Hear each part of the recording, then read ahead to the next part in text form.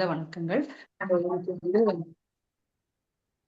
நம்ம இன்னைக்கான வகுப்புக்குள்ள நம்ம போகலாம். நிறைய விஷயங்கள் நம்ம பார்க்க வேண்டி இருக்கிறதுனால நம்ம வந்து இன்னைக்கு பகவானோட கிருபையின் மூலியமாக நம்ம தேவகி மாதா வந்து என்ன மாதிரி பிரார்த்தனைகள் பகவானை நோக்கி வச்சாங்க அப்படின்ற விஷயத்தையும் நம்ம இன்னைக்கு பகவானோட கிருப்பையினாலும் ஸ்ரீல பிரபுபாதரோட கருத்துக்கள் மூலியமாவும் நம்ம இன்னைக்கு அந்த ரியலைசேஷன் அப்படின்னு சொல்லக்கூடிய அந்த தன்னுணர்தல் பத்தி என்னன்றது நம்ம இந்த பாடத்தையும் நம்ம இன்னைக்கு வந்து தெரிஞ்சுக்கலாம். அதை பத்தின ஒரு விளக்கங்களும் ரொம்ப அருமையான விளக்கங்கள் வந்து ஸ்ரீல பிரபுபாதர் கொடுத்திருக்காரு. அது என்னன்றதையும் பார்த்துக்கலாம். सो वाञ्छा कल्पतरुभ्यश्च कृपा सिन्धुभ्येव च पतितानां पावनेभ्यो वैष्णवेभ्यो नमो नमः. अनंत कोटि वैष्णव वृंद की जय श्रील प्रभुपाद की जय. மிக்க நன்றி. சோ இப்போ நம்ம 10வது காண்டம் 3வது அத்தியாயம்ல வந்து 24 ஸ்லோகங்கள்ல இருந்து 31 ஸ்லோகங்கள் வரைக்கும் தான் தேவகி மாதாவோட பிரார்த்தனைகள். ஆனா அந்த அந்த ஸ்லோகங்கள் மட்டும் பார்க்காம நம்ம வந்து அந்த 3வது அத்தியாயம் முழுவதும் என்ன நடந்திருக்கு அப்படின்றத நம்ம தெரிஞ்சுக்கிட்டு அதுக்கப்புறம் படிப்படியா ஏன் தேவகி மாதா பகவானோட கிட்ட இந்த மாதிரி ஒரு அவங்களோட பிரார்த்தனைகள் என்ன வச்சாங்க அப்படின்றத நம்ம பார்த்துக்கிட்டோம், அதோட நம்ம கனெக்ட் பண்ணிக்கிட்டோம் அப்படின்னா ரொம்ப எளிமையா அதை பத்தி நம்ம புரிஞ்சுக்கலாம். சரிங்களா? அது என்னன்றத பார்க்கலாம் இன்னைக்கு. கம்சனோட சிறைச்சாலையில வந்து பகவானோட அந்த உன்னதமான தோற்றம் வந்து இந்த 3வது அத்தியாயம் வந்து விவரிக்குது. அதோட முக்கிய நிகழ்வுகளோட சுருக்கமும் அதோட முக்கியத்துவத்தையும் பற்றி நாம இன்னைக்கு இந்த வகுப்புல நம்ம பார்க்க போறோம். சரிங்களா? அப்போ பகவான் வந்து எப்படி வராரு? அந்த மங்களகரமான தருணம் அப்படின்ற ஒரு சமயம் வரும்பொழுது அனைத்து படைப்புகளும் பாத்தீங்க அப்படின்னா படைப்புகளுக்கு மூல காரணமாக அனைவரோட இதயத்திலும் இருக்கக்கூடிய அந்த உயர்ந்த ஆத்மா, அந்த உயர்ந்த பகவான் தேவகியோட மகனாக அவதாரம் செய்கிறார் அப்படின்னு ஸ்ரீல பிரபுபாதர் சொல்றார். சோ இந்த தோற்றம் வந்து எப்படி அப்படின்னா இந்த அவதாரம் வந்து ஒரு சாதாரணமான ஒரு நிகழ்வு கிடையாது, ஒரு சாதாரணமான விஷயமும் இல்லை அப்படின்றதையும் ஸ்ரீல பிரபுபாதர் சொல்றார். ஏன் அப்படின்னா சாதாரணமான ஒரு நிகழ்வு இல்லை அப்படின்றத நம்ம புரிஞ்சுக்கணும்.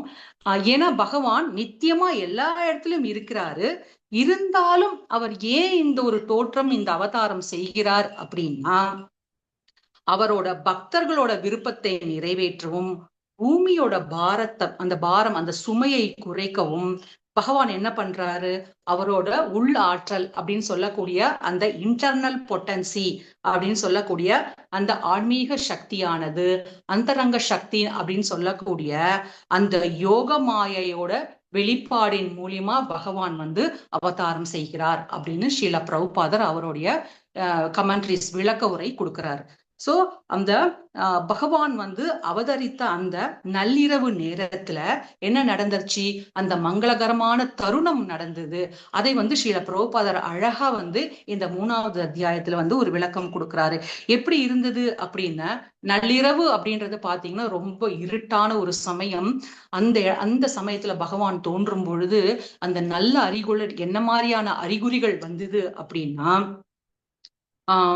இதை பத்தின விஷயங்கள் வந்து வேதங்களையும் சொல்லப்பட்டிருக்கு அப்படின்றது சொல்றாரு. அதாவது நட்சத்திரங்களும் கிரகங்களும் மிக சாதகமான ஒரு நிலையில இருந்ததாகவும் வளிமண்டலம் அப்படின்னு சொல்லக்கூடிய அந்த அட்மாஸ்பியர் பாத்தீங்க அப்படின்னா ரொம்ப களங்கம் இல்லாமலும் அந்த அந்த பிரபஞ்சத்துல இருக்கக்கூடிய எல்லாருடைய மனசும் ரொம்ப அமைதியாக இருந்ததாகவும் எல்லா திசைகளும் பாத்தீங்கன்னா ரொம்ப தெளிவாகவும் ஆறுகள்ல வந்து தண்ணீர் பாத்தீங்கன்னா ரொம்ப தெளிந்த நிலையிலும் ரொம்ப களங்கம் இல்லாம ரொம்ப கிளியர் அண்ட் கட்டா இருந்ததாகவும் சொல்லப்படுது. அதை தாண்டி வேற என்ன மாதிரியான ஒரு நல்ல அறிகுறிகள் தெரிஞ்சுது அப்படின்னா மரங்களும் செடிகளும் பழங்களும் மற்றும் பூக்களும் அப்படியே நிரம்பி இருந்ததா ஒவ்வொரு இடத்துலயும் பூத்து குலுங்கிச்சு அப்படின்ற மாதிரியான விஷயங்கள் வந்து ஸ்ரீல பிரபுபாதர் எழுதுறார். அதை தவிர பறவைகளோட ஒலி அந்த சமயத்துல நள்ளிரவு நேரத்துல ஆந்தைகளும் அப்புறம் வௌவால்களும் தான் நிறைய இருக்கும் இல்லைங்களா? ஆனா அந்த சமயத்துல ரொம்ப மங்களகரமான விஷயங்கள் இந்த மாதிரியும் நடந்தது. அதை தாண்டி பறவைகள் எல்லாம் ரொம்ப அழகான இனிமையான ஒரு குரலோட அவங்களோட சத்தத்தை அந்த குரலை வந்து எழுப்பினாங்க. அது ரொம்ப இனிமையா இருந்தது அப்படின்ற மாதிரி விளக்கங்களும் சொல்லப்படுறது. அப்ப பறவை, மரம், செடி, கொடிகள், ஆறுகள் இந்த மாதிரி விஷயம்தான் தங்களோட அந்த மங்களகரமான நிகழ்ச்சியை காட்டிச்சா, அந்த சகுனத்தை காட்டிச்சா அப்படின்னு கேட்டோம் அப்படின்னா கிடையாது. அதாவது உயர்ந்த லோகத்துல உள்ள தேவர்கள் என்ன பண்ணினாங்க அப்படின்னா பூக்களை வந்து சரமாரியாக அப்படியே மழைச்சாரல் மாதிரி அப்படியே மேலிருந்து தன்னோட லோகங்கள்ல இருந்து பகவானை வரவேற்று அவங்க வந்து அந்த அந்த மங்களகரமான தருணத்தை வரவேற்றாங்க அப்படின்னு ஸ்ரீல பிரபுபாதர் சொல்றார். அதை தாண்டி தேவர்களை தாண்டி கந்தர்வர்களும் கிங்கணர்கள் அப்படின்னு சொல்லக்கூடியவங்க அவங்களோட தொழில் என்ன அப்படின்னா பகவானை வந்து போற்றி பாடினார்கள். அவங்கள வந்து இன்ஸ்ட்ருமெண்டேஷன்ஸ்ல ரொம்ப எக்ஸ்பர்ட். கந்தர்வர்களும் கிங்கணர்களும் அவங்க எல்லாம் இந்த மாதிரியான ஒரு மங்களகரமான தருணத்துல பகவான் தோன்றும் பொழுது பகவானை நோக்கி அழகான ஒரு பாடல்களை பாற்றி அவரை வந்து போற்றி புகழ்ந்தாங்க அப்படின்னும் சொல்லப்படுது. இப்போ என்ன ஆச்சு அப்படின்னா பகவான் வந்து இன்னும் கொஞ்ச நேரத்துல தோன்ற போறாரு. அவர் வந்து அவதாரம் செய்ய போறாரு. அந்த சமயத்துல என்ன நடக்குது அப்படின்னா தன்னோட இதயத்துக்குள்ள இறைவனை வந்து தியானம் செய்து கொண்டிருந்த தேவகி மாதா என்ன பண்றாங்க அப்படின்னா 4 கைகளுடன் சங்கு சக்கர கதா பத்மையுடன் அந்த பகவான் வந்து அவதாரம் செஞ்ச உடனே இந்த மாதிரியான ஒரு அவதாரம் நிலையில தன்னோட இதயத்துல தியானம் பண்ணிட்டு இருக்காங்களாம் தேவகி மாதா. சோ அப்ப என்ன பகவான் எப்படி இருக்கிறாரு? சங்கு சக்கரை கதா பத்மை அந்த 4 கரங்கள் கொண்டு ஸ்ரீவத்ச அடையாளமோடமும் கௌஸ்துப ரத்னம் அழகான தலை கவச்சம் மற்றும் தாமரை போன்ற காதணிகளை அணிஞ்சுக்கிட்டு ரொம்ப அழகா ரொம்ப அழகான ஒரு வடிவத்துல கிருஷ்ணர் இருந்தாரு அப்படின்றது தேவகி மாதா வந்து தன்னோட இதயத்துல அவரை பத்தி தியானிக்கிறாங்க. அப்போ அந்த பகவானுடைய தோற்றம் எப்படி இருந்தது அப்படின்னா அவர் வந்து இடி மின்னல் மாதிரியான ஒரு பிரகாசத்தோட பகவான் இருந்தாரு. அதை தவிர வைஜெயந்தி மாலா அப்படின்ற ஒரு மாலையும் அணிஞ்சிருந்தாரு. இதெல்லாம் எங்க சொல்லப்பட்டிருக்கு அப்படின்னா வேத மந்திரங்கள் பகவானை பத்தின ஒரு வர்ணனை குறிப்பிட்டிருக்காங்க. அப்ப தேவகி மாதா தன்னோட இதயத்துல வேத மந்திரங்கள்ல சொல்லப்பட்ட மாதிரி வேதங்கள்ல சொல்லப்பட்டிருக்க மாதிரி பகவான் இந்த மாதிரி ஒரு நிலையில இருக்கிறாரு அப்படின்ற விஷயத்த வேதங்கள்ல சொல்லப்பட்டிருக்க விஷயத்திலும் பகவான் தன் முன்னாடி தோன்றி இருக்கிறதையும் ரெண்டுத்தையும் வச்சு அவங்க வந்து இணைச்சு கம்பேர் பண்ணி அப்படி பார்த்து பகவானை வந்து வர்ணனை செய்யறாங்க அப்படின்ற மாதிரியும் ஸ்ரீல பிரபுபாதர் சொல்றார். மேலும் என்ன அப்படின்னா இந்த அற்புதமான குழந்தையை பார்த்தவுடன் வசுதேவருக்கு என்ன மாதிரியான ஒரு மனநிலைமை இருந்துச்சு அப்படின்றதையும் ஸ்ரீல பிரபுபாதர் விளக்குறார். என்ன அப்படின்னா இந்த குழந்தையை பார்த்தவுடன் வசுதேவருக்கு எப்படி இருந்ததுதான் ரொம்ப ஆச்சரியமாவும் பிரமிப்பாகவும் அந்த பிரமிப்புல அப்படியே மூழ்கி போயிட்டாராம். பார்த்த உடனே அவருக்கு தெரிஞ்சிருச்சான் இது ஒரு சாதாரண குழந்தை கிடையாது, மாறாக இந்த உச்ச பிரம்மன் அந்த இறைவனே வந்திருக்காரு அப்படின்றத வசுதேவர் புரிஞ்சுக்கிட்டாரு அப்படின்ற மாதிரி ஸ்ரீல பிரபுபாதர் எழுதுறார். அப்போ என்ன உச்ச பிரம்மன் அந்த அப்சல்யூட் ட்ரூத் அப்படின்னு சொல்லக்கூடிய அந்த பரமபுருஷர் பகவானே குழந்தையா வந்திருக்கிறாரு, அவதாரம் செஞ்சிருக்கிறாரு அப்படின்னு தெரிஞ்சுக்கிட்ட உடனே அவர் என்ன பண்றாரு அந்த இறைவன் கிட்ட தன்னுடைய பிரார்த்தனை செய்யறார். வசுதேவர் தன்னோட பிரார்த்தனை வைக்கிறார். என்ன அப்படின்னா எல்லாவற்றுக்கும் மூலம் he is the causes of all causes, எல்லாத்துக்கும் மூலம் அவர் தான். அதை தவிர அவரோட பக்தர்களுக்கு பாதுகாவலரா என்றுமே இருக்கிறாரு பகவான் அப்படின்னு பகவானை நோக்கி வசுதேவர் தன்னுடைய பிரார்த்தனைகளை போற்றி புகழ்ந்து பேசியிருக்கிறாரு அப்படின்னு சொல்றாரு. அப்போ என்ன அடுத்த விஷயமா என்ன சொல்றாரு வசுதேவருக்கு என்ன அடுத்த செகண்ட் நடக்குது, அவர் மனசுல என்ன தோன்றுது அப்படின்னா கம்சன் கிட்ட இருக்கிற அந்த பயத்தின் காரணமாக அவர் என்ன பண்றாரு அப்படின்னா பகவான் கிட்ட பிரார்த்தனை செய்யறாரு. அந்த குழந்தையை நீங்க தான் காப்பாத்தணும் அப்படின்ற மாதிரி ஒரு பிரார்த்தனையை வந்து வசுதேவர் பகவான் கிட்ட வைக்கிறதா சொல்லப்படுது. அடுத்ததா இப்ப வசுதேவரோட பிரார்த்தனைகள் முடிச்சிச்சு. அடுத்ததா தேவகி மாதா என்ன பண்றாங்க அப்படின்னா இறைவனோட இந்த உயர்ந்த அந்த நிலையை வந்து ஒப்புக்கொண்டு, ஏன்னா வேதங்கள்ல சொல்லப்பட்டிருக்க மாதிரி பகவான் தன் முன்ன தோன்றிருக்கிறாரு அப்படின்றத அவங்க தெரிஞ்சுக்கிட்டு தன்னோட பிரார்த்தனையை வைக்கிறாங்க. எப்படி வசுதேவர் ஒரு பிரார்த்தனை வச்சாரோ அந்த மாதிரி தேவகி மாதாவும் தன்னோட பிரார்த்தனை வைக்கிறாங்க. என்ன அப்படின்னா கம்சனிடம் இருந்து அவருக்கு ஒரு பாதுகாப்பு வேணும் அப்படின்ற மாதிரியான ஒரு பிரார்த்தனையை அவங்க வைக்கிறாங்க. அதுக்காண்டி அவங்க என்ன சொல்றாங்க அப்படின்னா கம்சன் வந்து உங்களை வந்து அடையாளம் கண்டுப்பாரு, அதனால இந்த 4 கர அந்த சதுர்புஜ வடிவத்தை நீங்க மறைச்சுக்கிட்டு ஒரு சாதாரண குழந்தையாக நீங்க எங்க முன்னாடி வரணும் அப்படின்றதுதான் தேவகி மாதாவோட பிரார்த்தனையா இருந்தது. இந்த சதுர்புஜ வடிவம் வேண்டாம், நீங்க சாதாரண ஒரு குழந்தை மாதிரி எங்க முன்னாடி வரணும் அப்படின்னு தேவகி மாதா தன்னோட பிரார்த்தனையை வைக்கிறாங்க. சரிங்களா?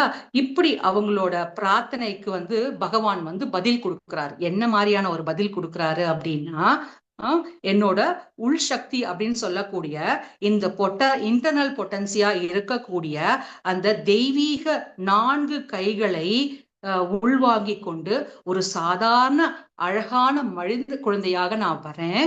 இருந்தாலும் அவர் என்ன சொல்றாரு, மேலும் வசுதேவர் கிட்ட தன்னோட அந்த விஷயங்களை சொல்றாரு. ஃபர்தரா என்ன நடக்கணும் அப்படின்ற விஷயத்தையும் பகவான் வந்து வசுதேவர் கிட்ட சொல்றாரு. அதாவது என்ன நீங்க கொண்டு போய் கோகுலத்துல இருக்கக்கூடிய நந்த மகாராஜர் மற்றும் யசோதாவோட மகளாக இருக்கக்கூடிய அந்த யோக மாயையுடன் என்னோட பரிமாற்றம் செஞ்சுக்கோங்க. என்ன கொண்டு போய் அங்க வச்சுட்டு நந்தகோபருக்கும் யசோதைக்கும் பிறந்த அந்த யோக மாயை அந்த மகளை நீங்க கொண்டு வாங்க அப்படின்ற மாதிரியான ஒரு விஷயங்களை வந்து பகவான் வந்து வசுதேவர் கிட்ட சொல்றாரு. சரி, இவங்க சிறைச்சாலையில இருக்கிறாங்க இல்லைங்களா, எப்படி அங்க போக முடியும்? இப்ப பகவான் சொல்லிட்டார் வசுதேவர் கிட்ட. அப்ப மேலும் பகவான் என்ன சொல்றாருங்களா, அதை பத்தி நீங்க கவலைப்பட வேண்டாம். நீங்க போக போக என்ன ஆகும், அதாவது இந்த சிறை காவலர்கள் வந்து அயர்ந்து தூங்கிடுவாங்க. அப்ப கதவுகள் வந்து தானாகவே திறக்கும் அப்படின்ற விஷயத்தை வந்து வசுதேவர் கிட்ட பகவான் வந்து சொல்றார். அப்போ பகவான் அந்த ஆண்டவன் சொன்ன அந்த அறிவுறுத்தல்களை எடுத்துக்கிட்டு இந்த குழந்தைய கையில சுமந்துக்கிட்டு என்ன பண்றாரு, வசுதேவர் வந்து இந்த சிறைச்சாலையை தாண்டி போகும் பொழுது அந்த கதவுகள் எல்லாம் தானாகவே திறந்துக்குதான். அப்போ காவலர்களாம் ரொம்ப ஆழ்ந்த உறக்கத்தில் இருப்பதை அவர் பார்க்கிறார். பகவான் சொன்ன மாதிரி இங்க எல்லாமே நடக்குதே அப்படின்றதையும் சொல்றாரு. வழக்கத்துக்கு மாறாக அந்த யமுனை நதிக்கரை எப்படி இருந்துதான், நிரம்பி வழிஞ்சி ஓடுமா. ஆனா அந்த யமுனை நதி கூட பகவானுக்கு மரியாதை செலுத்தும் விதமாக இரண்டாக பிரிந்து இரண்டாக பிளந்து பகவானுக்கு வந்து போறதுக்கு, வசுதேவர் போறதுக்கான ஒரு வழிய அழகா வந்து ஏற்படுத்தி கொடுத்துச்சு அப்படின்ற மாதிரியும் ஸ்ரீல பிரபுபாதர் எழுதுறாரு. இதன் மூலம் பகவான் வசுதேவர் ரொம்ப அமைதியான ஒரு சூழ்நிலையில அந்த யமுனை நதிக்கரையை தாண்டி கோகுலத்துக்கு போய் அங்க நந்த மகாராஜாவோட வீட்டை வந்து சென்று அடைஞ்ச உடனே அங்கு வந்து அவர் வந்து பகவானை அங்க அவங்க கிட்ட கொடுத்துட்டு யசோதா மையா, அந்த நந்தருக்கும் யசோதாருக்கும் பிறந்த அந்த யோகமாயை அப்படின்ற அந்த மகளை எடுத்துக்கிட்டு பரிமாற்றம் செஞ்சுக்கிட்டு மறுபடியும் இங்க மதுராக்கு வராரு அப்படின்ற மாதிரியும் சொல்லப்படுது.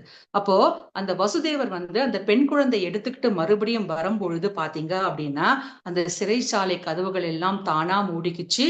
அப்ப காவலர்கள் ஆழ்ந்த நிலையில தூங்கிக்கிட்டு இருந்த காவலர்கள் எல்லாம் எந்திரிச்ச உடனே என்ன நடந்துச்சு அப்படின்னா எல்லாம் முன்பு போல இயல்பா இருந்துதான். அங்க அந்த மங்களகரமான தருணம் நடந்ததாகவும் எதுவுமே அங்க ஒரு அறிகுறிகளும் தென்படல. சாதாரணமாக எப்பயும் தேவகி மாதாவுக்கு பிறந்த 6 குழந்தைகள் இருந்தாங்க இல்லைங்களா, அப்ப 7வது குழந்தை ரோஹிணியோட வயிற்றுல மாற்றம் பண்ணிட்டாரு கிருஷ்ணர். சோ அந்த மாதிரி ஒரு சாதாரணமான நிலை. அங்க பகவான் தோன்றினாரு, வசுதேவர் இப்படி பேசினாரு, தேவகி மாதாவும் தன்னோட பிரார்த்தனைகள் வச்சாங்க. யமுனை நதி இந்த மாதிரியான ஒரு வழி விட்டுச்சு, அங்க மங்களகரமான விஷயங்கள் நடந்தது. எங்குமே சின்னதா ஒரு சிம்டம்ஸ் கூட, ஒரு அறிகுறி கூட அங்க தெரிஞ்ச மாதிரி அங்க எதுவுமே காவலாளிகளுக்கு தெரியல அப்படின்ற மாதிரி விஷயம் ஸ்ரீல பிரபுபாதர் எழுதுறார். சோ இந்த அத்தியாயம் பாத்தீங்கன்னா பகவானுடைய அந்த உன்னதமான தோற்றம் மற்றும் அவர் வந்து பாத்தீங்கன்னா பக்தர்கள் மீதான அந்த அன்பு, அதை தாண்டி அந்த யோக மாயாவோட நினைத்து பார்க்க முடியாத அந்த சக்தியை பத்தி இந்த அத்தியாயம் ரொம்ப அழகான ஒரு விளக்கங்கள் கொடுக்குது அப்படின்ற மாதிரி ஸ்ரீல பிரபுபாதர் சொல்றார். அதை தாண்டி கிருஷ்ணரோட அந்த பிருந்தாவனத்துல அந்த குழந்தை கால பருவத்தோட அந்த களம் அப்படின்னு சொல்லக்கூடிய அந்த ஃபீல்டு பத்தின ஒரு விளக்கங்கள் தான் இன்ற 3வது அத்தியாயம் முழுவதும் சொல்லப்பட்டிருக்கு. இதுதான் அந்த 3rd சாப்டரோட அந்த 3வது அத்தியாயத்தோட முழுமையான ஒரு விளக்கம், அந்த சாராம்சம் தான் இப்ப நம்ம பார்த்தோம். சரிங்களா? இப்ப நம்ம ஆல்ரெடி பார்த்த மாதிரி தேவகி மாதாவோட பிரார்த்தனைகள் வந்து பாத்தீங்கன்னா 10வது காண்டம் 3வது அத்தியாயம் 24வது ஸ்லோகத்துல இருந்து 31வது ஸ்லோகம், மொத்தம் 6 ஸ்லோகங்கள் வரைக்கும் தான் அவங்களோட பிரார்த்தனைகள் இருக்கு. ஆனா நம்ம 1ல இருந்து 23வது ஸ்லோகங்கள்ல என்ன நடந்திருக்கு, அப்ப ஸ்ரீல பிரபுபாதர் அதுக்கான விளக்கங்கள் என்ன கொடுத்திருக்காரு அப்படின்னு நம்ம தெரிஞ்சுக்கிட்டோம் அப்படின்னா 24வது ஸ்லோகத்துல இருந்து தேவகி மாதா என்ன மாதிரியான ஒரு பிரார்த்தனைகள் பகவான் கிட்ட வச்சாங்க அப்படின்றதையும் நம்மளால ஈஸியா நம்மளால கனெக்ட் பண்ணிக்க முடியும். அதை இணைச்சி நம்ம பார்த்தோம் அப்படின்னா அதுக்கான புரிதலை நம்மளால எளிமையா பகவான் கிருப்பையினால நம்ம தெரிஞ்சுக்க முடியும். சோ அது என்னன்றத பார்க்கலாமா? ஹரே கிருஷ்ணா. எஸ் மாதாஜி. ஓகே. இது வரைக்கும் எல்லாமே ஓரளவுக்கு உங்களால கனெக்ட் பண்ணிக்க முடிஞ்சிச்சுல, என்ன நடந்தது 3வது அத்தியாயம் முழுவதும் அப்படின்னு? ஆமா Mataji. Okay, thank you madam. Okay, அப்போ இங்க என்ன சொல்றாங்க, 1ல இருந்து 23வது ஸ்லோகம் வரைக்கும் பகவானோட அந்த உன்னதமான தோற்றம், அந்த அவதாரம் செஞ்ச விஷயத்தை பத்தி ஸ்ரீல பிரபுபாதர் வந்து விளக்குறார். என்ன அப்படின்னா, இந்த 1ல இருந்து 23 1 to 23 ஸ்லோகத்தோட சாராம்சம், அதோட சுருக்கம் என்ன அப்படின்னா, பரமபுருஷர் வந்து பாத்தீங்கன்னா தேவகி மாதா வசுதேவரோட மகனாக அவதாரம் செஞ்ச பிறகு தேவகி மாதா மனதார பிரார்த்தனை செய்யறாங்களாம். என்ன அப்படின்னா, இப்போ எனக்கு தெரியும், என்ன தெரியும், அந்த இந்த வடிவத்துல தோன்றி இருக்கக்கூடிய அந்த பரமபுருஷ பகவானோட பாதுகாப்பிற்காக, அந்த பகவானோட பாதுகாப்பு, அந்த சின்ன குழந்தையா இருக்க அந்த குழந்தைக்கோட பாதுகாப்புக்காக அவளோட பக்தியாலும் பயத்தினாலும் அவளோட பிரார்த்தனைகள் இருக்கு. அந்த அளவுக்கு அவங்க மூழ்கி போயிருந்தாங்க. அந்த பயத்தாலும் பக்தியாலையும் தேவகி மாதா வந்து ரொம்ப மூழ்கி போயிருந்தாங்க அப்படின்னு சொல்லுது. சோ இத வந்து ஸ்ரீல பிரபுபாதர் என்ன பண்றாரு அப்படின்னா, ஒரு 3-4 பாயிண்ட்ஸ் மூலியமா, புள்ளிகள் மூலியமா அவர் வந்து தனித்தனியா விளக்கி சொல்றாரு. அதோட முதல் பாயிண்டா என்ன சொல்றாரு, கீ பாயிண்ட்ஸ் அப்படின்னு சொல்லக்கூடிய அந்த ஆ அண்ட் வண்டர், அந்த பிரமிப்பும் ஆச்சரியம் கலந்த ஒரு விஷயத்தோட இந்த 1ல இருந்து 23வது ஸ்லோகத்துல என்ன நடந்திருக்கு அப்படின்னு சொல்றாரு. அது என்ன அப்படின்னா, அப்போ வந்து தேவகி மாதா என்ன பண்றாங்க, பகவான் தோற்றம் அந்த அவதாரம் செஞ்ச உடனே தன்னோட வியப்பை வந்து அவங்க வெளிப்படுத்தினாங்க. அந்த ஆச்சரியத்தையும் பிரமிப்பையும் அவங்க வெளிப்படுத்தினாங்க. ஸ்ரீல பிரபுபாதர் எழுதினார். என்ன அப்படின்னா, பரமபுருஷர் எப்படி இந்த ஜட உலகிற்கும் புலன்களுக்கும் அப்பாற்பட்டவர், அப்படி இருக்கக்கூடிய அந்த பரமபுருஷ பகவான் என்னோட கருப்பையில அவதரிச்சு இருக்கிறாரா அப்படின்னு அவங்க ஒரு ஆச்சரியமாக பாக்குறாங்களாம். சோ அப்படின்னு நினைச்சுக்கிட்டு அவங்க என்ன பண்றாங்க, அனைத்து படைப்புக்கும், அதாவது காத்தல், படைத்தல், காத்தல், அழித்தல் அப்படின்ற ஒரு நிலை எல்லாமே பகவானால் தான் ஏற்பட்டது. அப்போ அந்த படைத்தல், காத்தல், அழிவுக்கு மூலமாகவும் இருக்கக்கூடியவரும், அனைத்து உயிரினங்களுக்கும் உள்ள அந்த உயர்ந்த ஆத்மாகவும், இறுதி உண்மையாகவும், ஃபைனல் ட்ரூத் அப்படின்னு சொல்லக்கூடிய அனைவருக்குள்ளும் இருக்கிறார் அப்படின்றத தேவகி மாதா இங்க தன்னோட பிரார்த்தனைகள் மூலியமா அவங்க ஒத்துக்கிறாங்க. ஆமா, நீங்க இப்படிதான் இருக்கிறீங்க அப்படின்ற விஷயத்தையும் இங்க வந்து ஸ்ரீல பிரபுபாதர் வந்து அவரோட விளக்கங்கள் மூலியமா தேவகி மாதா என்ன வேண்டிக்கிறாங்க, அவங்க மனசுல என்ன நினைக்கிறாங்க அப்படின்ற மாதிரியான விளக்கங்கள் இங்க சொல்லப்படுது.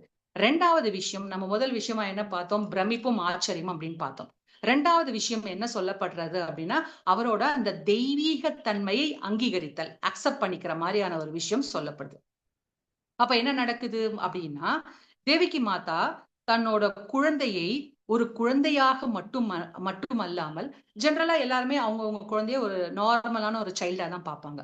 ஆனா தேவகி மாதா இங்க எப்படி பாக்குறாங்க, ஒரு சாதாரண குழந்தையாக மட்டுமல்லாமல் அந்த உச்ச பிரம்மன் சொல்லக்கூடிய அந்த சுப்ரீம் பிரம்மனாக தேவகி மாதா வந்து பாக்குறாங்களாம். அந்த சுப்ரீம் பிரம்மன் சொல்லக்கூடிய அந்த உச்ச பிரம்மன் எப்படி இருக்கிறாரு அப்படின்னா, அவர் இல்லாத இடமே கிடையாது. ஒரு நொடி கூட அவரு அந்த இடத்துல இல்ல அப்படின்ற மாதிரியான ஒரு விஷயம் அந்த சுப்ரீம் பிரம்மன், அந்த உச்ச பிரம்மனுக்கு கிடையவே கிடையாது.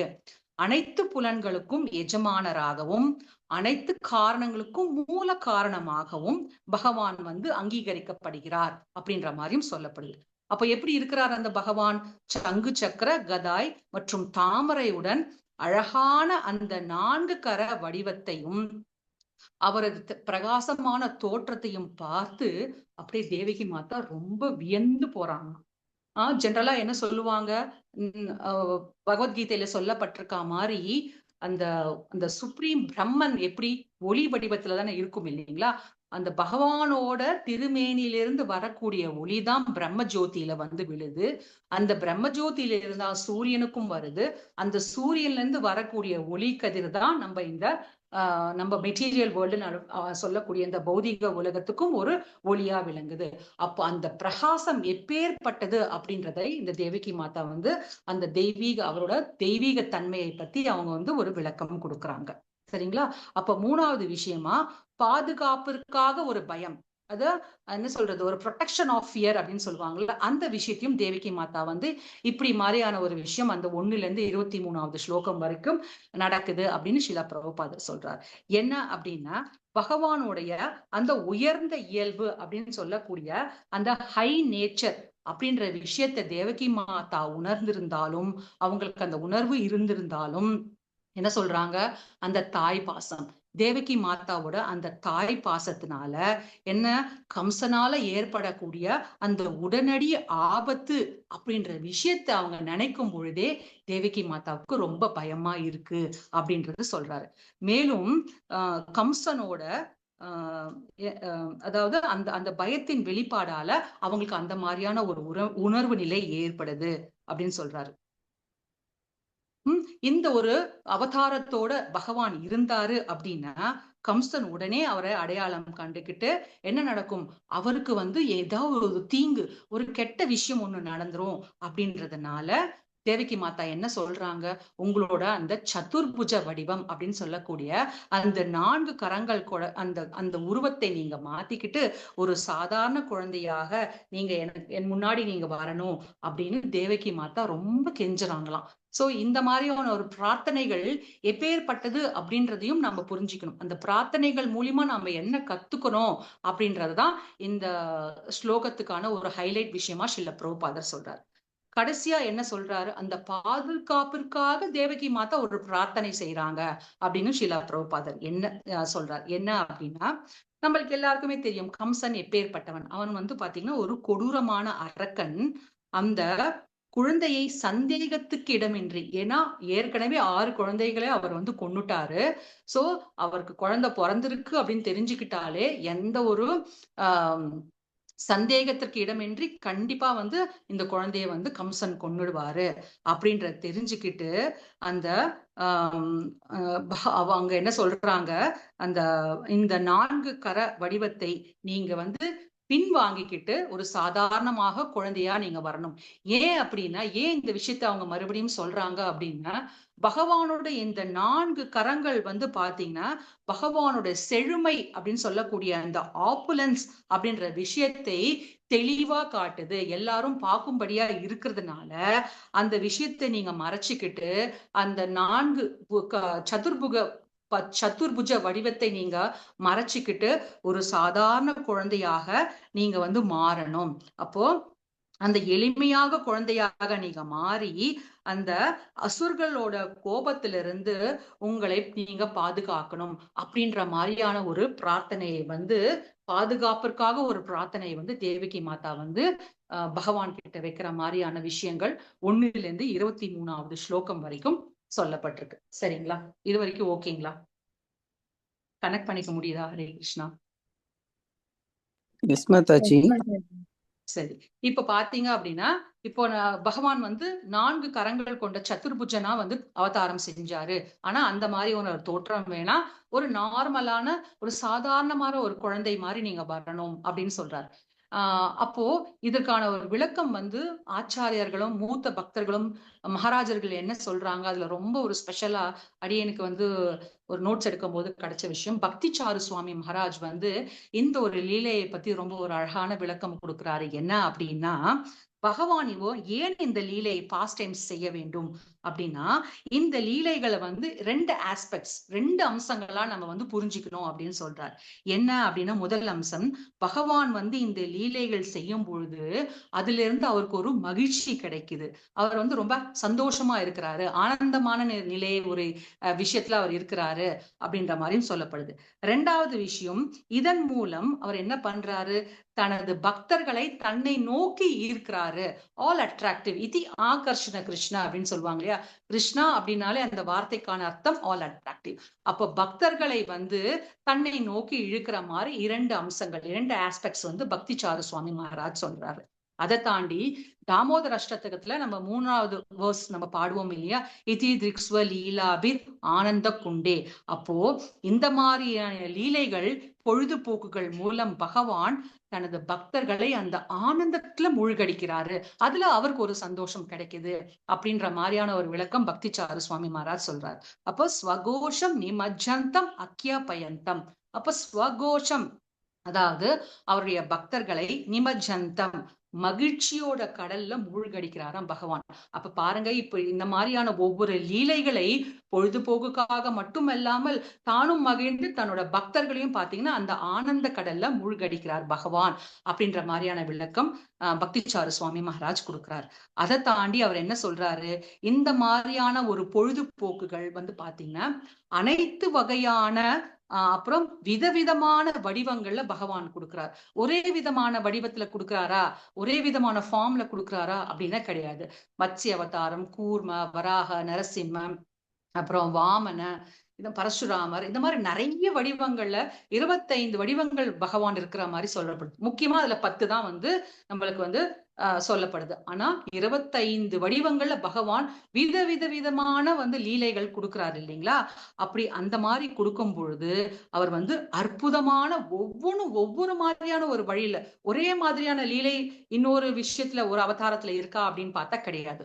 ஒவ்வொரு அவதாரத்திலும் விதவிதமான வடிவங்கள்ல அற்புதமான வழிகள்ல அவர் செய்யறாரு அப்படின்னு பக்திசார சுவாமி மகாராஜ் சொல்றாரு.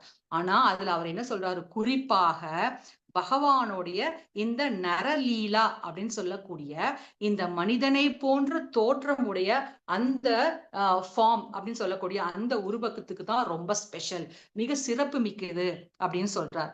அப்போ அந்த பகவானோட திவிபுஜ தோற்றம், ஒரு மனிதனாக இரு கை தோற்றத்துக்குரிய அந்த தோற்றம் ரொம்ப கவர்ச்சிகரமானது, அட்ராக்ட் ஆன ஒரு விஷயமா சொல்லப்படுது.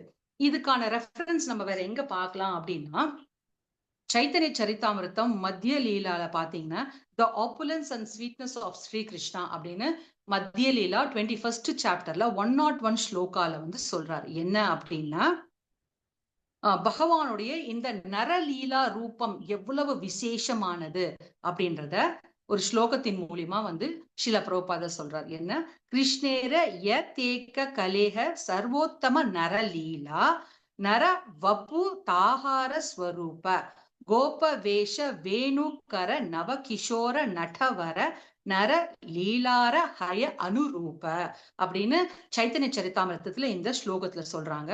மன்னிக்கணும், எனக்கு தமிழ்ல கிடைக்கல, அதனால அதோட மொழிபெயர்ப்பு ஆங்கிலத்துல படிக்கிறேன். Translation by Srila Prabhupada ki jai. Lord Krishna has many pastimes of which his pastimes as a human being are the best. His form as a human being is the supreme transcendental form. In this form, he is a cowherd boy. He carries a flute in his hand and his youth is new. He is also an expert dancer and this is just suitable for his pastimes as a human being. அப்போ மற்ற வடிவங்களை செஞ்ச அற்புதமான லீலைகள், அந்த பொழுதுபோக்குகள், past டைம்ஸை விட பகவான் இந்த நரலீலா, இந்த ஹியூமன் லைக் ஃபார்ம்னு சொல்லக்கூடிய இந்த மனித உடல், சாதாரண ஒரு மனிதனாக அவர் செஞ்ச லீலைகள் தான் இருக்கிறதுலே ரொம்ப கவர்ச்சிகரமானது, அட்ராக்டிவான விஷயம் அப்படின்றத பக்திசார சுவாமி மகாராஜ் தன்னோட லெக்சர்ல சொல்லியிருக்காரு. ஸோ அதை இங்க நம்ம கலந்து ஆலோசிச்சோம் அப்படின்னா அது ரொம்ப ஆப்டா இருக்குன்றதுனால அந்த விஷயத்தையும் நம்ம இங்க இப்ப பார்த்தோம். சரிங்களா? ஹரே கிருஷ்ணா. லலிதா மாதாஜி ஸ்கிரீன் ஷேர் பண்றீங்களா? இது வரைக்கும் ஓகேங்களா? ஹரே கிருஷ்ணா, உங்களுக்கு கனெக்ட் பண்ணிக்க முடியுதா? எஸ் மாதாஜி. ஆமா மாதாஜி. ஓகே. சோ இப்போ நம்ம என்ன பார்க்க போறோம் அப்படின்னா 24, இப்போ 1ல இருந்து 23வது ஸ்லோகம், அது 1 to 23 ஸ்லோகாஸ் வரைக்கும் ஓவராலா நம்ம அதோட சுருக்கம், சாராம்சம் என்ன அப்படின்றத பார்த்துட்டோம். இப்போ 24 ஸ்லோகாஸ்ல இருந்து 31st ஸ்லோகாஸ் வரைக்கும் நம்ம பார்க்க போறோம்.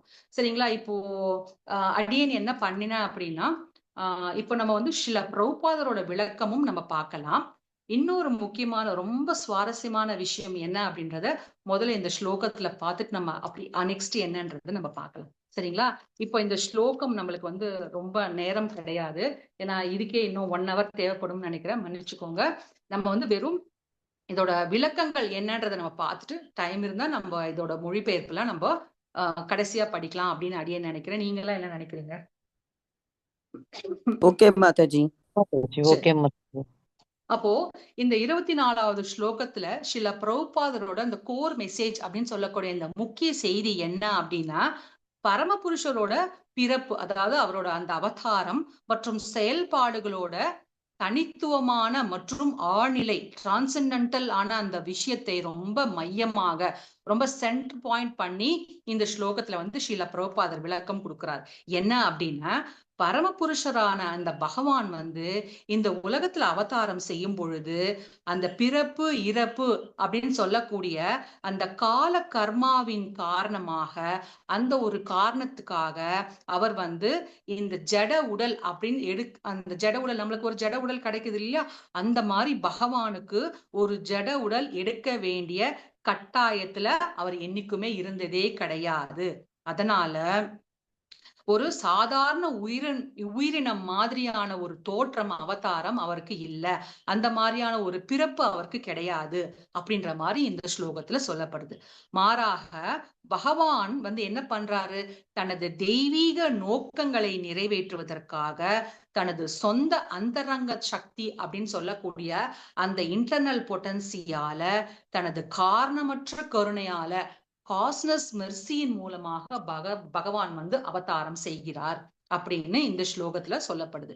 சோ இந்த பதம் பாத்தீங்க அப்படின்னா, இறைவனின் தோற்றம் மற்றும் அவருடைய செயல்பாடுகள் பற்றிய முழுமையான உண்மையை புரிந்து கொள்வதும், இந்த மாதிரி நம்ம புரிஞ்சுக்கிட்டோம் பகவான் எப்பேற்பட்டவர் அப்படின்றது இந்த ஸ்லோகத்தின் மூலமா நம்ம புரிஞ்சுக்கிட்டோம் அப்படின்னா, நம்மளுக்கு விடுதலைக்கான ஒரு திறவுகோல், there is a way to liberation அப்படின்றதையும் இந்த பதம் ரொம்ப ஆழ்ந்து நம்மளுக்கு வலியுறுத்து, ரொம்ப ஸ்ட்ரெஸ் பண்ணி இந்த ஸ்லோகம் நம்மளுக்கு வந்து ஒரு மெசேஜ் கொடுக்குது அப்படின்னு ஸ்ரீல பிரபுபாதர் சொல்றார். அப்போ இறைவன் எவ்வாறு பிறந்து எவ்வாறு தோன்றி அவதாரம் செஞ்சு தனது அந்த லீலைகளை வந்து செய்த பின்னர் இந்த உலகத்திலிருந்து மறுபடியும் கோலோக பிருந்தாவனத்துக்கு போறாரு அப்படின்ற மாதிரி விஷயங்களும் சொல்லப்பட்டிருக்கு. அப்போ இந்த உண்மையை நாம புரிஞ்சுக்கிட்டோம் அப்படின்னா, அப்ப பகவான் எப்பேற்பட்டவர் அப்படின்றத நாம புரிஞ்சுக்கிட்டோம் அப்படின்னா, மேலும் ஸ்ரீல பிரபுபாதர் என்ன இதை தெரிஞ்சுக்கிட்டு நம்மளுக்கு என்ன ஆக போகுது அப்படின்ற ஒரு கேள்வி நம்மளுக்குள்ள வரும் இல்லையா, அதற்கான விளக்கமும் ஸ்ரீல பிரபுபாதர் சொல்றார். என்ன அப்படின்னா, இந்த கட்டுண்ட ஆத்மாக்கள் இந்த ஜட உலகத்துல பகவானுடைய தோற்றம் எப்பேற்பட்டது அப்படின்றத நம்ம புரிஞ்சுக்கிட்டோம், இந்த ஜட உலகத்துல நம்ம மீண்டும் பிறக்க வேண்டிய அவசியம் கிடையாது. சோ அத்தகைய நபர் என்ன பண்றாங்க, அந்த ஜீவாத்மாக்கள் பகவானுடைய நித்திய வாசஸ்தலமான அந்த கோலோக பிருந்தாவனத்தை அடையறதுக்கான ஒரு வாய்ப்பு அவங்களுக்கு கிடைக்குது. அப்புறம் இந்த ஆழ்நிலை அறிவுன்னு சொல்லக்கூடிய அந்த டிரான்சென்டென்டல் நாலேஜ், அப்புறம் பாத்தீங்கன்னா அந்த பக்தியோட அந்த சக்தி, நாம செய்யக்கூடிய அந்த பக்திக்கு ஒரு சக்தி இருக்கு இல்லைங்களா, அந்த நாமத்துக்கு ஒரு சக்தி இருக்கு இல்லைங்களா, அந்த சக்தி பற்றி ஒரு ஆழ்ந்த ஒரு என்ன சொல்றது, ஒரு அழகான ஒரு போதனையாகவும் இந்த ஸ்லோகத்தின் மூலியமா நாம வந்து புரிஞ்சுக்கணும் அப்படின்றதுதான் ஸ்ரீல பிரபுபாதரோட விளக்கம். சோ இப்போ பகவானுடைய தோற்றம் எப்பேற்பட்டது அப்படின்றது நாம எங்க கனெக்ட் பண்ணிக்கலாம், இதுக்கான ரெஃபரன்ஸ் எங்க இருக்கு அப்படின்னு யாராவது சொல்ல முடியுமா? பகவத்கீதையில சொல்லப்பட்டிருக்கு. ஹரே கிருஷ்ணா. ஜென்ம கர்ம சமே திவ்யம், அதுவா மாதாஜி? எஸ் மாதாஜி. பகவத்கீதா 4.9 ஜென்ம கர்ம சமே திவ்யம் ஏவம் யோ வேத்தி தத்வதः. சொல்லுங்க மாதாஜி, ஸ்ரீஜமதி சொல்லுங்க. ஜென்ம கர்ம சமே திவ்யம் ஏவம் யோ வேத்தி தத்வதः த்யக்த்வா தேகம் புனர்ஜென்ம நைதிமாம் ஏதி சோ அர்ஜுனா. Correct, super. அப்ப என்ன சொல்றாரு, எனது தோற்றமும் என்னோட செயல்களும் திவ்யமானவை அப்படின்னு அவங்க புரிஞ்சுக்கிட்டாங்க அப்படின்னா, இந்த பௌதீக உலகத்துல அவங்க பிறவி எடுக்க மாட்டாங்க, அவங்க நித்தியமான என்னோட உலகத்தை அடையிறாங்க அப்படின்றத அர்ஜுனருக்கு வந்து பகவான் வந்து சொல்றார். அதே விஷயத்தை தான் இந்த ஸ்லோகத்தின் மூலமாகவும், பகவானுடைய தோற்றம் எப்பேற்பட்டது, ஒரு சாதாரணமான ஒரு நிகழ்வு கிடையாது, அவர் எப்பேற்பட்டவர் அப்படின்னு நம்ம புரிஞ்சுக்கிட்டோம்னா, இந்த ஒரு சின்ன விஷயம் நம்மளோட அந்த உணர்வு நிலையில நம்மளுக்கு அந்த கான்சியஸ்னஸ்ல ஒரு மாற்றம் ஏற்பட்டு, நம்மளுக்கு முக்தி அப்படின்ற விஷயமா இருக்கக்கூடிய அந்த விடுதலைக்கான ஒரு வழியை இந்த ஒரு ஸ்லோகத்தின் மூலியமாவும் நம்மளுக்கு ஏற்படுது அப்படின்ற அந்த முக்கிய செய்தி தான் ஸ்ரீல பிரபுபாதர் இங்க வந்து நம்மளுக்கு ஒரு செய்தியா, ஒரு மெசேஜாவும் ஒரு பாடமாவும் நம்மளுக்கு கொடுக்கிறார். ஓகேங்களா? Hare Krishna. Please chant that shloka mataji. எந்த ஸ்லோகா மாதாஜி சொல்றீங்க? இந்த 24th ஸ்லோகாவா லலிதா மாதாஜி? எஸ் மாதாஜி, ஸ்லோகாஸ் மட்டும் நம்ம சாண்ட் பண்ணலாம். சரிங்க மாதாஜி.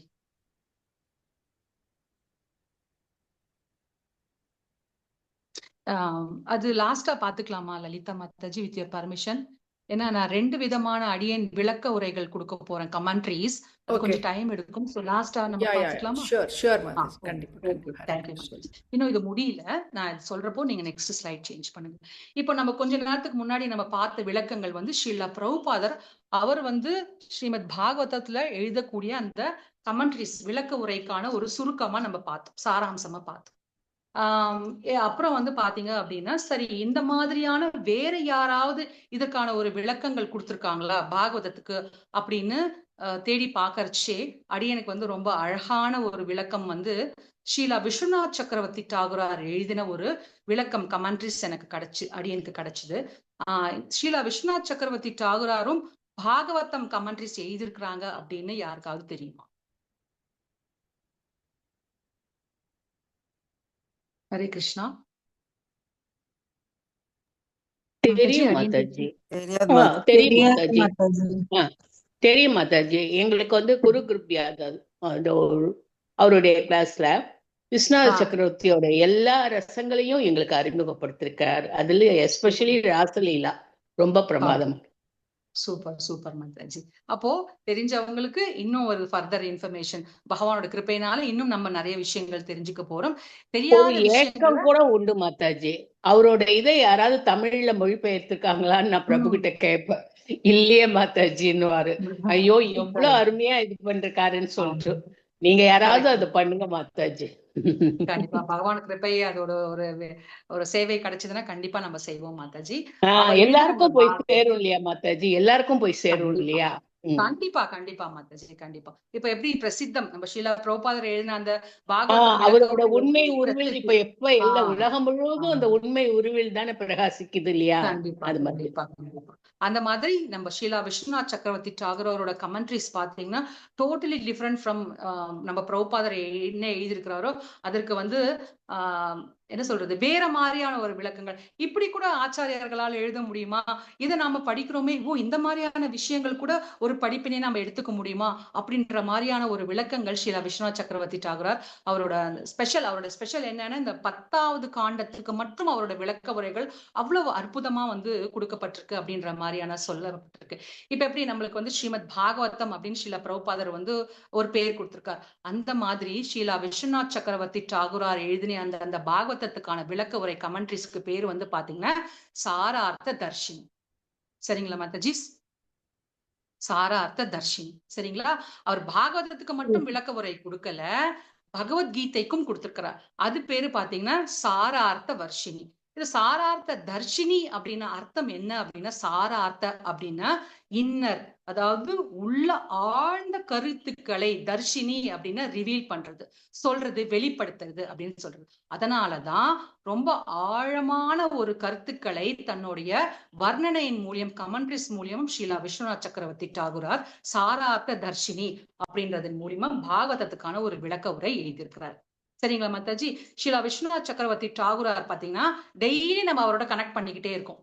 யாராவது சொல்ல முடியுமா எப்படி நம்ம டெய்லி அவரோட கனெக்ட் ஆகிறோம் அப்படின்னு?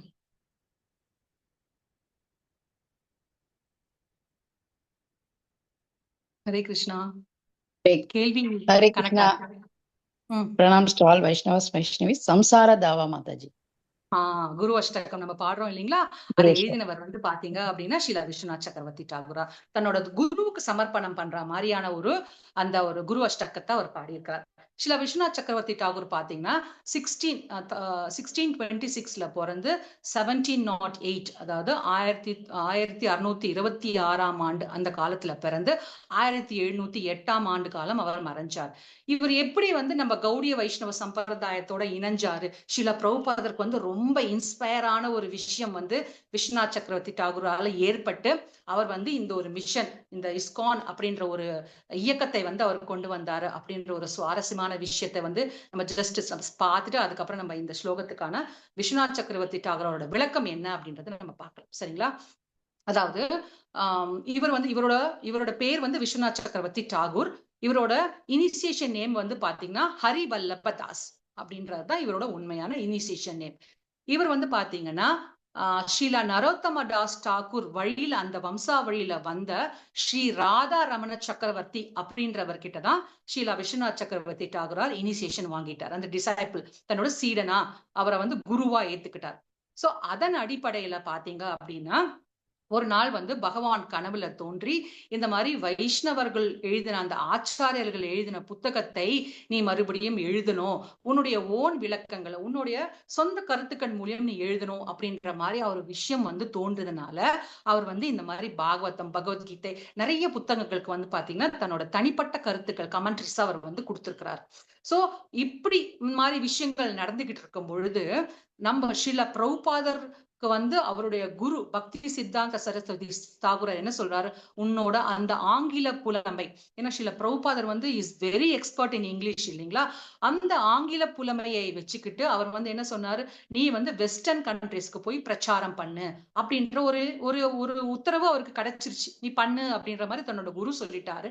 இருந்தாலும் சின்னதா அவருக்குள்ள ஒரு ஹெசிடேஷன், ஒரு சின்ன சங்கடம் இருந்துகிட்டே இருந்தது. நம்ம என்ன பண்ண போறோம், இது எப்படி செய்ய போறோம் அப்படின்ற மாதிரி ஒரு செயல் மனசுக்குள்ள ஓடிட்டு இருக்கும் பொழுது என்ன நடந்தது அப்படின்னா, ஸ்ரீலா விஸ்வநாத் சக்கரவர்த்தி டாகூரார் எழுதின அந்த பகவத்கீதை கமெண்ட்ரியோட அந்த சாரார்த்த வர்ஷினி அப்படின்ற கமெண்ட்ரிஸ படிச்சுட்டு இருந்தப்போ அதுல 2வது அத்தியாயம் செகண்ட் சாப்டர்ல 41st ஸ்லோகா, அதான் 41 ஸ்லோகா, என்ன ஸ்லோகா, व्यवसात्मिकाः बुद्धि एकेह कुरु नन्दनः बहुशाखा ह्यनन्ताश्च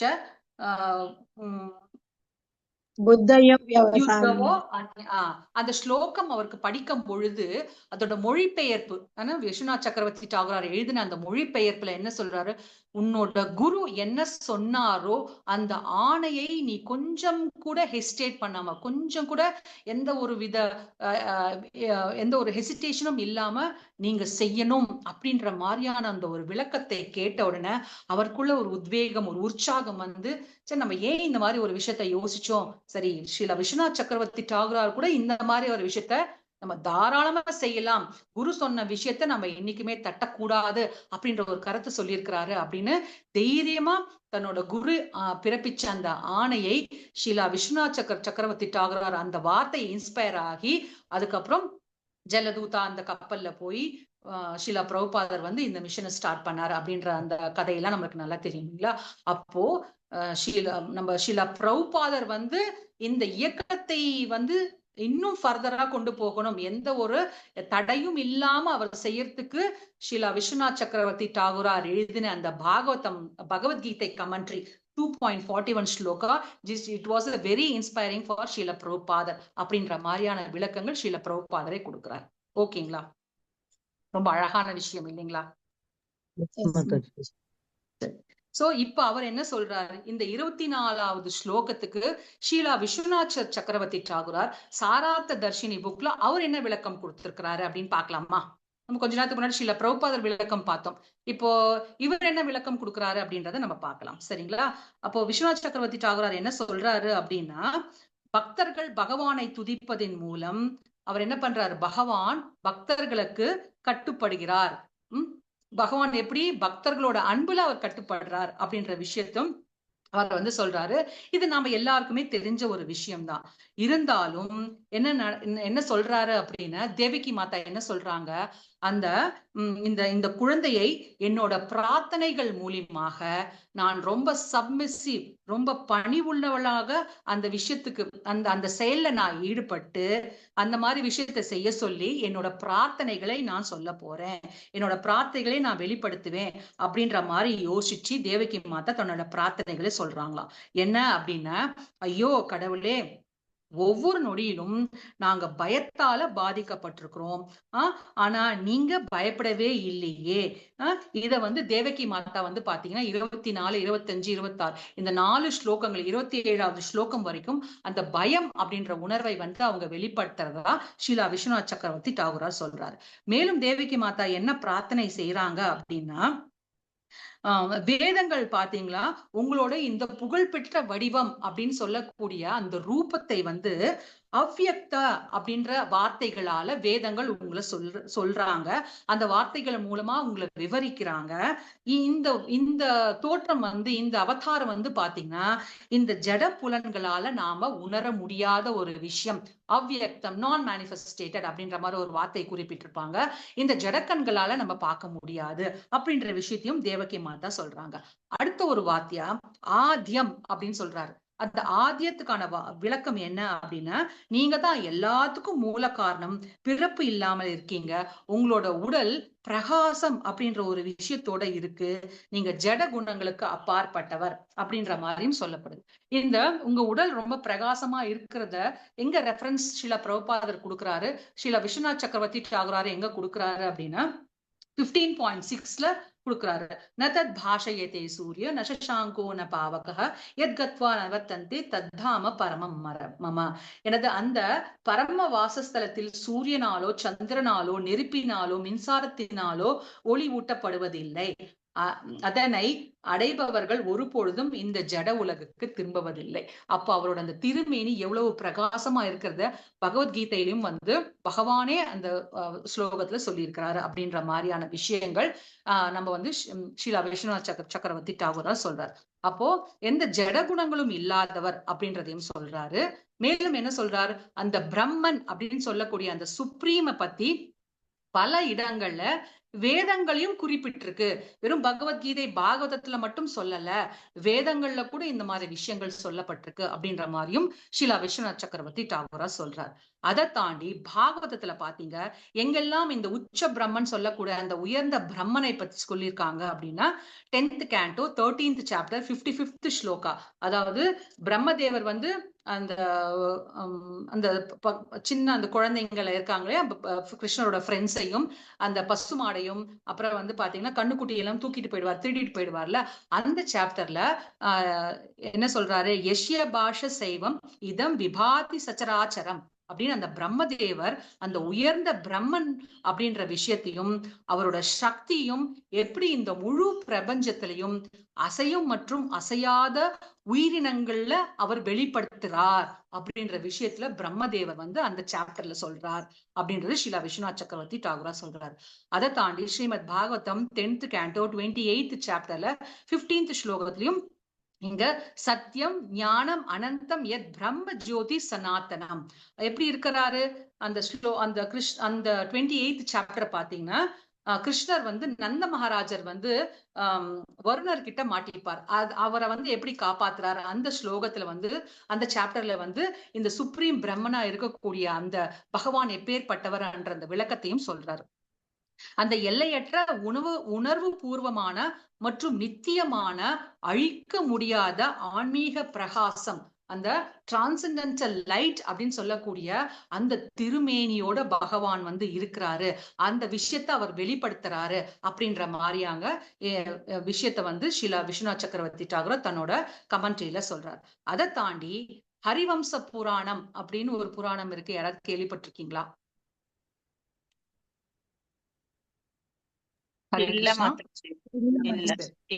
எப்படி வந்து இந்த பகவத்கீதை அர்ஜுனருக்கு சொன்னாரோ அந்த மாதிரி அந்த ஹரிவம்ச புராணம் அப்படின்றதுல விஷ்ணு பர்வா அப்படின்ற ஒரு சாப்டர்ல 114 சாப்டர்ல verse 12ல வந்து பகவான் வந்து அர்ஜுனருக்கு வந்து இந்த சுப்ரீம் பிரம்மன் சொல்லக்கூடிய அந்த அந்த அந்த உச்ச பிரம்மன் எப்பேற்பட்டவர் அப்படின்ற ஒரு விளக்கத்தை வந்து பகவான் வந்து அர்ஜுனருக்கு சொல்றாரா. என்ன அப்படின்னா தத் பரமம் பிரம்ம சர்வம் விபாஜத்தே ஜகத் மமைவ தத் ஞானம் தேஜோ ஜந்தும் அர்ஹசி பாரத. அதாவது இந்த பரபிரம்மம் அப்படின்னு சொல்லக்கூடிய அந்த உயர்ந்த உண்மை இந்த பிரபஞ்சத்துல அனைத்து பன்முகத்தன்மை அப்படின்னு சொல்லுவாங்க இல்லைங்களா, டூயல் ஃபேசஸ், நிறைய விஷயங்கள்ல பகவான் வந்து இந்த மாதிரி சுப்ரீம் பிரம்மனா இந்த பிரபஞ்சத்துல இருக்கிறாரு.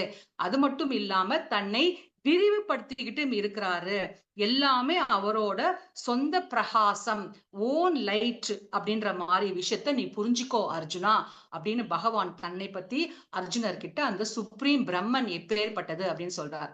அதை தாண்டி பிரம்ம சமயத்திலும் 5.40 ஸ்லோகத்துல சொல்லப்பட்டிருக்கு.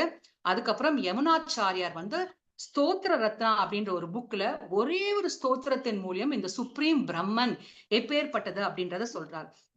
கிருஷ்ணா மாதாஜி, இந்த ஹரிவம்ச ஸ்லோகா நம்பர் சொல்லுங்களேன், நோட் பண்ணிக்கிறேன். Sorry. Chapter number 114 verse 12. Hare Krishna. Thank you Mataji. Thank you Mataji. So அப்போ யமுனாச்சாரியாரும் பாத்தீங்கன்னா ஸ்தோத்திர ரத்னா அப்படின்ற ஒரு புத்தகத்துல ஒரே ஒரு ஸ்தோத்திரம் மூலம் அந்த உச்ச பிரம்மன் எப்பேற்பட்டவர்னு சொல்றார். அவரை வந்து விபூதி, விதிவிலக்கில்லாத ஒரு செழுமை அல்லது ஒரு குறிப்பிட்ட சக்தி, எக்ஸப்ஷனல் ஆப்புலன்ஸ் ஆர் ஸ்பெசிபிக் பவர்ஸோட பகவான் இருக்கிறாரு அப்படின்னு யமுனாச்சாரியர் தன்னோட ஒரே ஒரு ஸ்தோத்திரத்தின் மூலியமா அந்த சுப்ரீம் பிரம்மன், அந்த உச்ச பிரம்மன் எப்பேற்பட்டவர்ன்றது சொல்றார். சரிங்களா? சோ இந்த ஸ்லோகத்துல பாத்தீங்கன்னா சத்தா மாத்திரம் அப்படின்ற ஒரு வார்த்தை சொல்லப்பட்டிருக்கு. இந்த ஒரிஜினல் சப்ஸ்டன்ஸ், இவர் வந்து பகவான் எப்படி அசல் பொருள் அப்படின்ற மாதிரியான விஷயத்தை தேவகி மாதா தெரிஞ்சுக்கிட்டு மேலும் அவங்க பேசுறாங்க. அப்போ என்ன சொல்றாங்க, பகவானே உன்னோட கூட்டாளிகள் அப்படின்னு சொல்லக்கூடிய அசோசியேட்ஸ், பக்தர்கள், இவங்க எல்லாம் உன்னோட புனித வாசஸ்தலங்கள், வடிவங்கள் அனைத்தும் பாத்தீங்கன்னா சுத்த சத்துவ நிலையில இருக்கக்கூடிய விஷயங்களா இருக்கு அப்படின்றத நான் புரிஞ்சுக்கிட்டேன் அப்படின்னு சொல்றாங்க. அதுக்கப்புறம் பாத்தீங்கன்னா நீர் விசேஷம் அப்படின்ற ஒரு வார்த்தை இந்த ஸ்லோகத்தை சொல்றாங்க. You are beyond the particulars of material world. நீங்கள் பௌதீக உலகத்திற்கு அப்பாற்பட்டவர். நிரீகம், உங்களுக்கு எந்த விதமான பௌதீக பொருள் ஆசைகளும் கிடையாது. நீங்க நிறைஞ்சவர், பூரணம் அப்படின்னு சொல்லிட்டு ஈஷோ உபனிஷத்துலயும் சொல்லுவாங்க. நீங்க பூர்ணமத பூர்ணமிதம் அப்படின்னு சொல்லுவாங்க இல்லைங்களா? அந்த மாதிரி நீங்க பூர்ணமா ஃபுல் கம்ப்ளீட்டா நீங்க எல்லா விஷயத்திலும் இருக்கிறதுனால உங்களுக்கு அந்த மெட்டீரியல் தர்ஸ்ட், அந்த பௌதீகமான அந்த ஒரு தாகம் அப்படின்றது உங்களுக்கு கிடையவே கிடையாது. அதை தாண்டி நீங்களோட என்ன பண்றீங்க, உங்களுக்கும் அந்த பொருள் தாகம் கிடையாது. அப்போ அதனால உங்களை வணங்கக்கூடிய பக்தர்களுக்கும் பாத்தீங்கன்னா அந்த பொருள் ஆசை, அந்த பௌதீக ஆசையை நீங்க அகற்றி நீங்க உங்களை வந்து இறைவனை அடையும் விருப்பத்தை தான் நீங்க பக்தருக்கு கொடுக்குறீங்க அப்படின்ற மாதிரியான விஷயம் விஸ்வநாத் சக்கரவர்த்தி டாகூரா சொல்றாரு. லாஸ்டா அவர் சொல்ற வார்த்தை ஆத்யம் அத்தியாத்ம தீபகா அப்படின்னு இந்த ஸ்லோகத்துல இருக்கு. எல்லா ஆழ்நிலை அறிவிக்கும் நீரே ஒருத்தர், நீங்க தான் எல்லாத்துக்கும் சுப்ரீம், எல்லா உண்மைகளையும் நீங்க வெளிப்படுத்துவதால் நீரே விஷ்ணு அப்படின்னு நம்ம தேவகி மாதா சொல்றாங்க. எல்லாம் நீங்க தான் அப்படின்னு சொல்றாங்க. ஆனா கடைசியா என்ன சொல்றாங்க, நான் அறியாதவளாக இருக்கிறேன், எனக்கு ஒண்ணுமே தெரியாது, இருந்தாலும் உங்களை பத்தின எல்லா விஷயத்தையும் நீங்க எனக்கு வெளிக்காட்டு இருக்கிறீங்க, அதுக்கு என்னோட பிரார்த்தனைகளாக நான் உங்களுக்கு சமர்ப்பிக்கிறேன் அப்படின்னு ஸ்ரீலா விஸ்வநாத் சக்கரவர்த்தி டாகூரார் தனது விளக்கு உரையில இந்த மாதிரியான ஒரு விளக்கங்கள் தன்னோட ஓன் கமெண்ட்ரிஸ் மூலியமா அவரோட சாரார்த்த தர்ஷினி புக்ல எழுதியிருக்கிறார். இப்போ உங்களுக்கு ஈஸியா பாத்தீங்கன்னா நம்ம பிரபுபாதர் எழுதின விளக்கங்களும் இப்ப விஸ்வநாத் சக்கரவர்த்தி டாகூராஸோட விளக்கங்களும் உங்களுக்கு ஈஸியா வந்து உங்களால புரிஞ்சுக்க முடியும். அவர் என்ன சொல்லியிருக்காரு, இவர் என்ன சொல்லியிருக்காரு. அவர் ஒரு மாதிரி சொல்லியிருப்பாரு, விஸ்வநாத் சக்கரவர்த்தி டாகூரோட விளக்கங்கள் வேற மாதிரி இருக்கும். இதுதான் ஆச்சாரியர்களோட பகவான் மீது அவங்க புரிஞ்சுக்கிட்ட விஷயங்கள் தன்னோட எழுத்துக்கள் மூலியமாவும் நம்மளுக்கு ஒரு பாடமாவும் சொல்லி கொடுத்துட்டு போயிருக்கு. ஓகேங்களா? ஹரே கிருஷ்ணா. கனெக்ட் பண்ணிக்க முடியுதா? ஹரே கிருஷ்ணா. சரி, அடுத்த ஸ்லோகம் போலாம். லலிதா மாதாஜி. ஹரே கிருஷ்ணா. லலிதா மாதாஜி 25th ஸ்லோகா. சரி, மாதாஜி மாத்தட்டும். அதுக்குள்ளே அந்த ஸ்லோகத்துல என்ன நடக்குது அப்படின்றத பார்க்கலாம். சோ பகவானோட அந்த தோற்றத்துக்கான ஒரு செயல்திறனும் அதோட முக்கியத்துவத்தும் என்ன அப்படின்றத வந்து அதுக்கான சூழ்நிலை அப்படின்றத இந்த ஸ்லோகத்துல வந்து ஸ்ரீல பிரபுபாதர் ரொம்ப அழகான ஒரு முக்கிய செய்தியா சொல்றார். என்ன அப்படின்னா, வசுதேவர் தேவகிக்கு சொன்ன செய்தி என்ன அப்படின்றதையும் பார்க்கலாம். அப்போ பகவானோட இந்த மங்களகரமான நிலையை பத்தி இந்த ஸ்லோகம் விவரிக்குது. அப்ப என்ன அப்படின்னா, இந்த செய்தியோட சாராம்சம் என்ன அப்படின்னா, பகவான் தோன்றும் பொழுது அனைத்து அமங்கலங்களும் இன்ஆஸ்பீஷியஸ்னஸ் அப்படின்றத மறைஞ்சி எல்லாமே தூய்மையாகவும் பியோராகவும் மகிழ்ச்சியாகவும் மாறிடுச்சு அப்படின்னு சொல்றார். மேலும் தேவர்களும் முனிவர்களும் அனைத்து உயிரினங்களும் உட்பட இந்த முழு பிரபஞ்சமும் எப்படி இருந்துச்சாம், ஆழ்நிலை பேரின்பம் அப்படின்னு சொல்லக்கூடிய அந்த டிரான்சென்டென்டல் பிளிஸ்ஸோடையும் ரொம்ப பீஸான ஒரு ஃபீல்டா, ஒரு களமாகவும் இந்த பிரபஞ்சம் முழுவதும் இருந்தது அப்படின்ற மாதிரி விஷயத்தையும் சில பிரபுபாதர் சொல்றார். அப்போ அண்ட சராசரங்களும் அப்படின்னு சொல்லும் பொழுது அந்த அண்ட சராசரத்துக்குள்ளதான் நம்மளோட பூலோகம் அப்படின்னு சொல்லக்கூடிய இந்த மெட்டீரியல் வேர்ல்டும் இருக்கு. அப்ப அதை பத்தியும் சில பிரபுபாதர் ஒரு விளக்கம் கொடுக்கிறார். என்ன அப்படின்னா, துன்பத்தின் இருப்பிடமாக இருக்கக்கூடிய இந்த பௌதீக உலகம் எப்படி இருக்கான், துக்காலயம் சாஸ்வத்தமா இருக்கக்கூடிய இந்த பௌதீக உலகம் இறைவனோட அந்த பிரசனத்தால தற்காலிகமாக டெம்பரவரியாக ஆன்மீக உலகமா மாறிடுதான் பகவான் தோன்றும் பொழுது. அந்த மாதிரியான ஒரு விளக்கம் சில பிரபுபாதர் கொடுக்கிறார். சோ இதனால இறைவனோட வருகை அவரோட மகத்தான சக்தியையும் தூய்மைப்படுத்தும் தன்மையும் இது குறிக்குது. ஏன்னா இந்த உலகம் எப்பேற்பட்ட உலகம், துக்கங்களால நிறைந்த ரொம்ப ஒரு கவலைக்கிடமான ஒரு உலகம் கூட தற்காலிகமா ஆன்மீக உலகமா மாறி போயிடுது, எல்லாமே பியூர் ஆயிடுது, சுத்தம் ஆயிடுது அப்படின்ற மாதிரியான விஷயங்கள் சொல்லப்படுது. அப்ப ஆறுகள், மரங்கள் மற்றும் வானம் இது எல்லாமே பாத்தீங்கன்னா தெய்வீக மகிழ்ச்சி அப்படின்னு சொல்லக்கூடிய அந்த நிலையில இருக்கிறதாவும் சொல்லப்படுது. அப்போ பகவானுடைய நிகழ்வு, அந்த ஒரு தோற்றம் சாதாரணமான ஒரு விஷயம் கிடையாது. அப்போ அவங்க என்ன சொல்றாங்க, மாறாக பகவான் என்ன பண்றாரு, தன்கிட்ட பக்தி கொண்டவர்களுக்கு ஒரு விடுதலை தரும் நிகழ்ச்சியாக, ஒரு மோட்சம் தரும் விஷயமாக அவரோட அந்த தோற்றம் ஒரு நம்மளுக்கு என்ன சொல்றது, ஒரு பாடமா இருக்கு அப்படின்ற மாதிரியும் சொல்லப்படுது. அது தவிர எல்லாவித ஆசைகளையும் நிறைவேற்றும் விதமாக ஒரு தெய்வீக நிகழ்வாகவும் இது இருக்கு அப்படின்ற மாதிரியும் சொல்லப்படுது. இது பகவத்கீதா 4.8லும் இந்த பத்தின ஒரு விஷயம் சொல்லப்பட்டிருக்கு. அப்ப பகவான் என்ன பண்றாரு, தன்னோட பக்தர்களை பாதுகாக்கவும் துஷ்டர்களை அழிக்கவும் மத கொள்கைகளை மீண்டும் நாட்டுவதற்காகவும் பகவான் அவதாரம் செய்யறாரு. அப்போ அவரோட அவதாரம் அனைவரையும் என்ன பண்ணுது, இந்த மாதிரியான ஒரு விஷயம் நடக்குது அப்படின்றதுனால எல்லா ஆத்மாக்களையும் பகவான் கிட்ட சரணம் அடைஞ்சி நம்ம எதை எதிர்பார்த்துட்டு இருக்கோம், அந்த பிளிஸ் அப்படின்னு சொல்லக்கூடிய அந்த ஆனந்த நிலையை நாம அடையணும் அப்படின்னா நாம இந்த உயர்ந்த விஷயத்தையும், இந்த பகவானோட கருணை எவ்வளோ ஒரு நிகழ்வா இருந்து இந்த ஒரு நிகழ்வின் மூலியமாவும் நம்மளுக்கு பகவானை சரணடைவதற்கும் பகவானுடைய நாட்டுக்கு சென்றடைவதற்கான ஒரு லீலையா பகவான் நம்மளுக்கு ஏற்படுத்தி கொடுக்குறாரு அப்படின்னா அது அவரோட காஸ்ட்லெஸ் மெர்சி, அந்த காரணமற்ற கருணையின் மூலியமா தான் இது ஏற்படுது அப்படின்ற மாதிரி நம்ம புரிஞ்சுக்கணும் அப்படின்றதான் ஸ்ரீல பிரபுபாதரோட விளக்கம். இத பத்தி ஸ்ரீல விஸ்வநாத் சக்கரவர்த்தி டாகூர் என்ன எழுதுறாரு அப்படின்னா, மகா பிரளயத்தின் பொழுது அப்படின்ற மாதிரி அவர் வேற மாதிரி ஒரு விளக்கம் கொடுக்கிறார். என்ன, நீங்க அழிக்கப்படாதவர், நீங்க இன்னைக்குமே நித்தியமா இருக்கக்கூடியவர், மகா பிரளயத்தின் போது எல்லாமே அழிஞ்சு போயிடுது, ஆனா நீங்க மட்டும் நித்தியமா இருக்கக்கூடியவர் அப்படின்னு சொல்றார். அப்போ அந்த பயத்திற்கான ஒரு கேள்வி ஏன் அங்க வருது அப்படின்ற மாதிரியான விஷயங்களும் விஸ்வநாத் சக்கரவர்த்தி டாகூர் சொல்றார். What is the question of fear அப்படின்ற மாதிரியான விளக்கம் அவர் கொடுக்கிறார். அப்போ அவர் என்ன சொல்றாரு, பிரைமரி எலிமெண்ட்ஸா இருக்கக்கூடிய அந்த மகாபூதம் அப்படின்னு சொல்லப்படக்கூடிய நிலம், நீர், நெருப்பு, காற்று, ஆகாயம், இது எல்லாமே அதிபூதம் அப்படின்னு சொல்லக்கூடிய அந்த விஷயத்தோட மர்ஜ் ஆயிடுது, ஒன்னாயிடுது. அப்ப அதிபூதம் அப்படின்னு சொல்லக்கூடிய விஷயம் என்ன அப்படின்னா subtle elements of sense perception அப்படின்ற ஒரு விளக்கம் அவர் கொடுக்கிறாரு. அந்த சட்டில் எலிமெண்ட்ஸ் அப்படின்னு சொல்லக்கூடிய அந்த அதிபூதம் எங்க போய் ஒன்றி போயிடுது அப்படின்னா அகங்காரம் அப்படின்ற விஷயத்தோட ஒன்றி போயிடுது. லலிதா மாதாஜி அந்த இமேஜ் காட்டுறீங்களா? இப்ப நீங்க பாத்தீங்கன்னா தெரியும் எப்படி ஒன்னொன்னா ஒண்ணுக்குள்ள ஒண்ணு ஐக்கியமாயி கடைசியா என்ன நிக்குது, பகவான் மட்டும்தான் இருக்கிறாரு அப்படின்ற விஷயத்த இங்க ஸ்ரீலா விஸ்வநாத் சக்கரவர்த்தி டாகூரா சொல்றாரு. அப்ப அந்த அகங்காரம் அப்படின்னு பாத்தீங்கன்னா அது என்ன அப்படின்னா வியக்தம் அல்லது மகத்தத்துவம். அந்த மகத்தத்துவம் எங்க போகுது அப்படின்னா அந்த வியக்தத்துக்குள்ள ஒன்றாகி போகுது, எல்லாமே மறைஞ்சு போயிடுது, எல்லாமே அழிஞ்சு போயிடுது, அதுக்கு பின்னால் நீங்க மட்டும்தான் இருக்கிறீங்க. அப்போ முந்தைய ஸ்லோகத்துல என்ன சொல்றாரு, நாராயணனோட வடிவங்கள், பிரம்ம ஜோதி, தாமம் போன்றவை எல்லாமே அப்படியே இருக்கு. பகவானுடைய கூட்டாளிகள் சொல்லக்கூடிய அசோசியேட்ஸ், இடம், அப்புறம் பகவானுடைய அந்த மத்த விஷயங்கள் எல்லாமே நித்தியமாக இருக்கு, ஆனா மத்தது எல்லாமே அழிஞ்சு போயிடுது அப்படின்ற மாதிரியான விஷயங்கள் இங்க விஸ்வநாத் சக்கரவர்த்தி டாகூர் அவருடைய சாரார்த்த தர்ஷினி புக்ல கொடுக்கிறார். இதுதான் அதுக்கான இமேஜ், எப்படி ஒண்ணுக்குள்ள ஒண்ணு ஐக்கியமாய் கடைசியில அந்த புருஷா அப்படின்னு சொல்லக்கூடிய அந்த பகவான் மட்டும்தான் இருக்கிறாரு அப்படின்ற மாதிரி இந்த இமேஜ் நம்மளுக்கு எக்ஸ்பிளைன் பண்ணுது. ஓகேங்களா? அடுத்த ஸ்லோகம் போலாம் மாதாஜி. இப்ப 26வது ஸ்லோகத்துல என்ன சொல்றாங்க சில பிரபுபாதர் அப்படின்னா, இந்த ஸ்லோகத்தோட நோக்கமும் விளக்கங்களும் உள்ள முக்கியமான செய்தி அப்படின்னா, பல ஆழமான உண்மைகளை வந்து இந்த ஸ்லோகம் நம்மளுக்கு வந்து வலியுறுத்துது, நம்மளுக்கு சொல்லி கொடுக்குது அப்படின்னு சொல்றார்.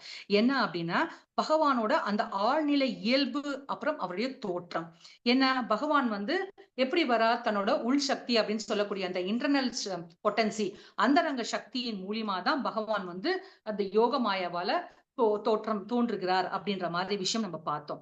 அப்போ ஜட இயற்கையோட விதிகளுக்கு கட்டுப்படாமல் அவரோட உடல் எப்படி இருக்கு, நித்தியமான அறிவு மற்றும் பேரின்பத்தால நிறைந்தது, டிரான்சென்டென்டல் பிளிஸ் மூலியமா பகவானோட திருமேனி இருக்கு அப்படின்ற மாதிரி விஷயம் சில பிரபுபாதர் சொல்றார். அப்போ அவர் என்ன பண்றாரு, தனது அசல் அழகான 4 கர விஷ்ணுவோட அவதாரத்துல அவர் வந்து தோன்றுகிறார். எப்படி சங்கு சக்கர கதா பத்மையுடன் பகவான் தோன்றினார். மேலும் அவர் தோன்றிய தருணத்திலிருந்தே அவரோட தெய்வீகத்தன்மை அப்படி என்ன அப்படின்றத அந்த க்ஷணம் வந்து நிரூபிக்குது, ப்ரூஃப் பண்ணுது அப்படின்னு சில பிரபுபாதர் சொல்றார். அப்ப அது என்ன ப்ரூஃப் பண்றது, பகவானுடைய ஐஸ்வர்யம் அப்படின்னு சொல்லக்கூடிய அந்த ஆப்புலன்ஸ் அப்படின்ற ஒரு ஒரு ஒரு ஒரு சின்ன பார்ட் மட்டும்தான் அங்க வந்து பகவான் வந்து தன்னை வெளிப்படுத்துறாரு, அந்த ஐஸ்வர்யத்தை பத்தி வெளிப்படுத்துறாரு அப்படின்னு இந்த ஸ்லோகத்தின் மூலியமா ஸ்ரீல பிரபுபாதர் சொல்றாரு. அப்போ நெக்ஸ்ட் என்ன சொல்றாரு, இறைவனோட கருணை என்ன, அப்புறம் மர்சி அண்ட் ஆக்சசிபிலிட்டி, அதோட அசல் அணுகல் தன்மை அப்படின்ற விஷயத்த சொல்றார். அவர் வந்து பாத்தீங்கன்னா உயர்ந்த முழுமை என்றாலும் மிகப்பெரிய தேவர்களுக்கும் அவர் அஞ்சாதவர். அவர் யாருக்கும் அஞ்ச வேண்டிய அவசியமே கிடையாது. தனது பக்தர்களான வசுதேவர் தேவகியின் முன்பு ஒரு சிறு குழந்தையாக தோன்றி அவங்களோட விருப்பத்தை நிறைவேற்றும் விதமாக பகவான் அவதாரம் செய்வார். அது மட்டும் இல்ல, தன்னோட பக்தர்கள் கிட்ட அன்பு பரிமாற்றம் செய்யவும் அவர் அவதாரம் செய்கிறார். அப்போ மனித உருவில் தோன்றி என்ன பண்றாரு, அவரோட மகத்தான கருணையை வந்து அவர் வெளிக்காட்டுறார் அப்படின்ற மாதிரி விஷயங்கள் ஸ்ரீல பிரபுபாதர் வந்து சொல்றார்.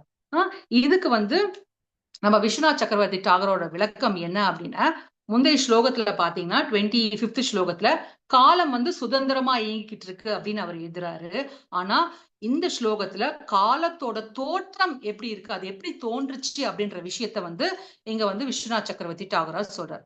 அப்ப தேவகி மாதா மேலும் பிரார்த்தனை செய்யறாங்களாம், அந்த காலத்தோட காரணத்தை பற்றியும் அவங்க அந்த ஸ்லோகத்துல பேசுறாங்க அப்படின்னு விஸ்வநாத் சக்கரவர்த்தி டாகரா சொல்றாரு. Why does not fear full time? அந்த பயப்படுவதற்கான நேரம், அதற்கு அஞ்சாதவர் யார்? எல்லாமே பயப்படக்கூடிய விஷயம் எது, அந்த டெத் இல்லைங்களா, அந்த மரணத்தை பத்தி அஞ்சாதவர்கள் இந்த உலகத்துல யாருமே கிடையாது இல்லைங்களா. அப்ப அந்த நேரம் எதை குறிக்குது அப்படின்னா, கிரியா சக்தி அப்படின்னு சொல்லக்கூடிய அந்த சேஷ்டா அப்படின்ற ஒரு வார்த்தை போட்டு ஸ்ரீல விஸ்வநாத் சக்கரவர்த்தி டாகூரா சொல்றார். அப்ப பகவான் எப்படிப்பட்டவர், அந்த பிரகிருத்தியோட தொடக்கக்காரராக, இனாகுரேட்டர் அப்படின்ற மாதிரியான விஷயத்த சொல்லி குறிப்பிடுறாரு. அவ்யக்த பந்தோ, இந்த பிரபஞ்சம் காலத்தின் செல்வாக்கால இயங்கிக்கிட்டு இருக்கு அப்படின்னு சொல்றாரு. எது, அது பகவானுடைய கட்டளையின் கீழே தான் இயங்கிக்கிட்டு இருக்கு அப்படின்னு சொல்றாரு. அப்போ இன்னொரு வார்த்தை நிமேஷா அப்படின்ற ஒரு வார்த்தை போட்டு இங்க பிரபுபாதர் வந்து ஒரு வார்த்தை எதிர்ப்பார். அதற்கு விளக்கம் என்ன சொல்றாரு அப்படின்னா, விஸ்வநாத் சக்கரவர்த்தி டாகூர் ஒவ்வொரு கணங்களும் moments, seconds, micro seconds, macro seconds, காலம், வருஷம் எல்லாமே எங்க அடங்கி இருக்கு, பிரம்மாவோட ஆயுட்காலத்துக்குள்ள இருக்கு. 100 days of Brahma and 100 nights of Brahma அப்படின்னு சொல்லுவாங்க இல்லைங்களா. அதன் கீழதான், அதுக்குள்ளதான் எல்லாமே அடங்கி இருக்கு. அதுக்கு என்ன பேரு, விப்ரரார்த்த அப்படின்ற ஒரு வார்த்தை மூலியமா ஸ்ரீல விஸ்வநாத் சக்கரவர்த்தி டாகூரா சொல்றார். அப்போ நீங்க அச்சமற்றவராக இருப்பதால் அந்த அந்த பிரம்மாவோட டைம்குள்ள அடங்கி இருக்கு, எல்லாமே முடிஞ்ச பிறகு அங்க வந்து கிருஷ்ணன் மட்டும்தான் இருக்கிறாரு. அப்ப தேவகி மாதா மேலும் என்ன சொல்றாங்க, நீங்க பயப்படவே மாட்டேன்றீங்க, ஆனா எங்களை மட்டும் எப்பவுமே அந்த பயத்திலே வச்சிருக்கீங்க, அந்த பயத்துல இருந்து எங்களை நீங்க மாத்துங்களேன், நாங்க வந்து உங்களை வந்து சரணடைகிறோம் அப்படின்ற மாதிரியான விளக்கங்கள் ஸ்ரீல விஸ்வநாத் சக்கரவர்த்தி டாகூரா கொடுக்குறார். சரிங்களா. அடுத்த ஸ்லோகம் போலாமா மாதாஜி, 27th ஸ்லோகா.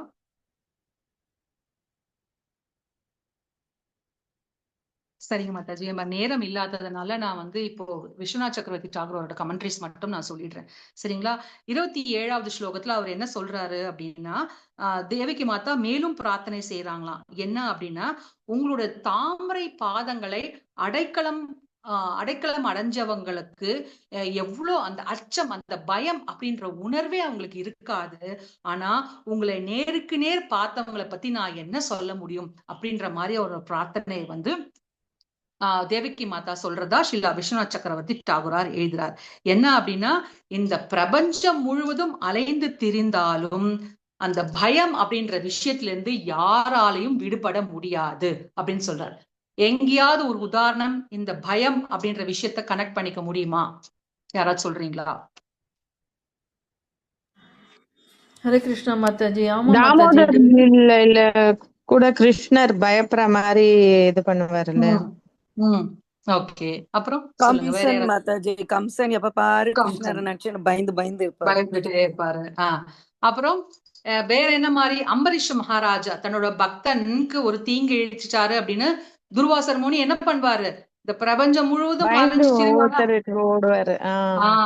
ஒரு லோகம் போவாரு. எங்க போனாலும் அவருக்கு வந்து ப்ரொடெக்ஷன் கிடைக்காது. அதெல்லாம் முடியவே முடியாது. நீ போய் பக்தரோட கால சரணாகதி அடை, அப்பதான் உன்னை காப்பாத்துவேன்னு சொல்வார்ல. அப்ப அந்த பயம், இந்த அண்ட சராச்சரங்கள்ல நீ எங்க போனாலும் அந்த பயம் அப்படின்ற விஷயம் உங்களுக்கு அது வந்து விலகி போகாது. ஆனா என்ன சொல்றாரு? பகவானோட அந்த மிகுந்த கருணையால் எதிர்ச்சாதைய அப்படின்ற ஒரு வார்த்தை போடுறார். அப்போ நாம பகவானிடத்துல பக்தி பண்ணும் பொழுது நாம வந்து என்ன பண்ணலாம்? நம்ம பகவானுடைய திருப்பாதங்களில் சரணடையலாம். பதாப்ஜம் அப்படின்ற ஒரு வார்த்தை இந்த ஸ்லோகத்துல சொல்றாரு. அதுக்கு அந்த வார்த்தைக்கான அர்த்தம் வந்து ஸ்ரீ விஸ்வநாத் சக்கரவர்த்தி டாகூர் வேறு விதமா சொல்றாரு. என்ன அப்படின்னா, மருத்துவத்தின் அதிபதி, அதாவது மெடிசனோட அதிபதி யாரு அப்படின்னா தன்வந்திரி இல்ல. அந்த தன்வந்திரி போல இந்த பதாப்ஜம் வேலை செய்தான். என்ன அப்படின்னா, இப்போ ஒருத்தர் நோய்வாய்ப்பட்டுட்டா அப்படின்னா அந்த நோய்க்கான மருந்து கொடுக்கும்போது அது சாப்பிடும்போது என்ன ஆகுது? அவர் ஆரோக்கியமா மாறிடுறாரு இல்லைங்களா? அந்த மாதிரி மேதினி அகராதி, மேதினி டிக்ஷனரியில இந்த அப்ஜம் அப்படின்ற ஒரு வார்த்தைக்கு தனியா ஒரு விளக்கம் ஸ்ரீலா விஸ்வநாத் சக்கரவர்த்தி டாகூரார் கொடுக்கிறார். என்ன அப்படின்னா, அந்த வார்த்தைக்கான அர்த்தம் தாமரை, சங்கு, நிலவு மற்றும் பகவான் தன்வந்திரி அப்படின்ற மாதிரி கொடுக்குறாங்க. இந்த மாதிரி விஷயங்கள் தொடர்ந்து தேவகி மாதா பேசுறாங்க. ஓ கடவுளே, ஆரிஜின் ஆஃப் ஆல், அனைத்திற்கும் தோற்றத்துக்கும் மூலம் நீரே, நான் ஒரு பக்தன். சோ உங்களுக்கு வந்து நான் வந்து தாயாக, நீங்க வந்து என்ன தாயாக ஏத்துக்கிட்டாலும் கம்சனோட பயத்தால நான் இன்னும் ரொம்ப பீடிச்சு அடைஞ்சிருக்கேன், ரொம்ப பயந்து போயிருக்கேன். ஐ எம் அப்ளிகேட்டட் அப்படின்ற மாதிரியான வார்த்தைகள் மூலியமா தன்னோட பிரார்த்தனைகளை பகவானை நோக்கி தேவகி மாதா சொல்றாங்க. இதுதான் ஸ்ரீலா விஸ்வநாத் சக்கரவர்த்தி டாகூரோட 27வது ஸ்லோகத்துக்கான விளக்கம். 28வது ஸ்லோகம் போலாம் மாதாஜி. சோ அந்த 28வது ஸ்லோகத்துல என்ன சொல்றாங்க? இந்த ஸ்லோகத்தோட நோக்கம், இன்டென்ஷன் என்ன அப்படின்னா, தேவகி மாதா மேலும் பிரார்த்தனை செய்யறாங்க. என்ன, நீங்க பயமற்றவராக இருக்கிறீங்க, உங்களோட பக்தர்களும் பயமற்றவர்களாக இருக்கிறாங்க. பிறகு ஏன் ஐயா எங்களை மட்டும் அப்படின்னு சொல்லக்கூடிய உன்னோட தாய் தந்தையை மட்டும் எப்பொழுதுமே நீங்க பயத்திலே வச்சிருக்கிறீங்களே அப்படின்னு ஒரு பிரார்த்தனை மூலியம் சொல்றாங்க. இந்த ஸ்லோகத்துல பாத்தீங்கன்னா கோராத் அப்படின்னு ஒரு வார்த்தை சொல்லிப்பாங்க. டெரிபிளி ஃபியர்ஸ் அப்படின்ற அந்த ஒரு வார்த்தைக்கான அர்த்தம் ரொம்ப கடுமையான ஒரு பயம். கொஞ்சம் நஞ்ச பயம் இல்ல, இப்ப பயப்பட்டா அப்புறம் சரியா போயிடும், அந்த மாதிரியான ஒரு பயம் இல்ல. கிரேட் ஃபியர்ல வந்து தேவகியும் வசுதேவரும் இருந்தாங்க அப்படின்ற மாதிரியான ஒரு விளக்கம் ஸ்ரீலா விஸ்வநாத் சக்கரவர்த்தி டாகூரார் கொடுக்கிறார். என்ன அப்படின்னா, இந்த ஸ்லோகத்துல இன்னொரு முக்கியமான ஹைலைட் என்ன அப்படின்னா, தேவகி மாதா டைரக்டா கம்சன் அப்படின்ற ஒரு வார்த்தையை வந்து இந்த ஸ்லோகத்துல உபயோகப்படுத்தல. என்ன அப்படின்னா, உக்ரசேனாத் மஜாம் அப்படின்னா உக்ரசேனனுடைய மகன் அப்படின்ற வார்த்தை மூலியமா இந்த ஸ்லோகத்துல பயன்படுத்தி இருப்பாங்க. அப்போ நீங்க பக்தர்களோட பயத்தை அழிக்க கூடியவங்க, ஆனா எங்களோட பயத்தை மட்டும் ஏன் நீங்க நீக்காமலே வச்சிருக்கிறீங்களே அப்படின்ற மாதிரியான ஒரு கேள்விய பகவான் கிட்ட தன்னோட பிரார்த்தனை மூலியமா வைக்கிறாங்களாம். அப்போ என்ன சொல்றாங்க? இப்போ தேவகி மாதா கேட்டுட்டாங்க. பகவான் இந்த ஸ்லோகத்துல பதில் சொல்றாராம் தேவகி மாதாக்கு. என்ன அப்படின்னா, அம்மா அந்த கம்சனை என் கண் முன்னாடி கொண்டு வாங்க, இப்பவே அவரை நான் அழிச்சுடுறேன், அவரை நான் கொன்னுடுறேன் அப்படின்ற மாதிரியான ஒரு ஒரு விஷயத்த வந்து பகவான் வந்து தேவகி மாதாக்கு சொல்றாங்களாம். பகவான் கிட்ட இருந்து இந்த மாதிரியான ஒரு விஷயத்த கேட்ட உடனே தேவகி மாதாவோட பயம் இன்னும் ஜாஸ்தி ஆயிடுச்சான். ஏன் அப்படின்னா அந்த தாய் பாசம் காரணமாக, அந்த வாத்சல்ய பாவத்தின் காரணமாக தன்னோட குழந்தைக்கு கம்சனால ஒரு துன்பம் ஏற்பட்டு போயிடும், ஒரு தீங்கு ஏற்பட்டுருமே, என்ன இவர் இப்படி சொல்றாரு அப்படின்னு அவங்களோட பயம் இன்னும் அதிகரிச்ச மாதிரி ஷீலா விஸ்வநாத் சக்கரவர்த்தி டாகூரார் எழுதுறாராம். அதனால பயம் தாண்டி அவங்களுக்கு கவலையும் ரொம்ப ஜாஸ்தி ஆயிடுச்சு அப்படின்ற மாதிரி விஷயம் சொல்றாரு.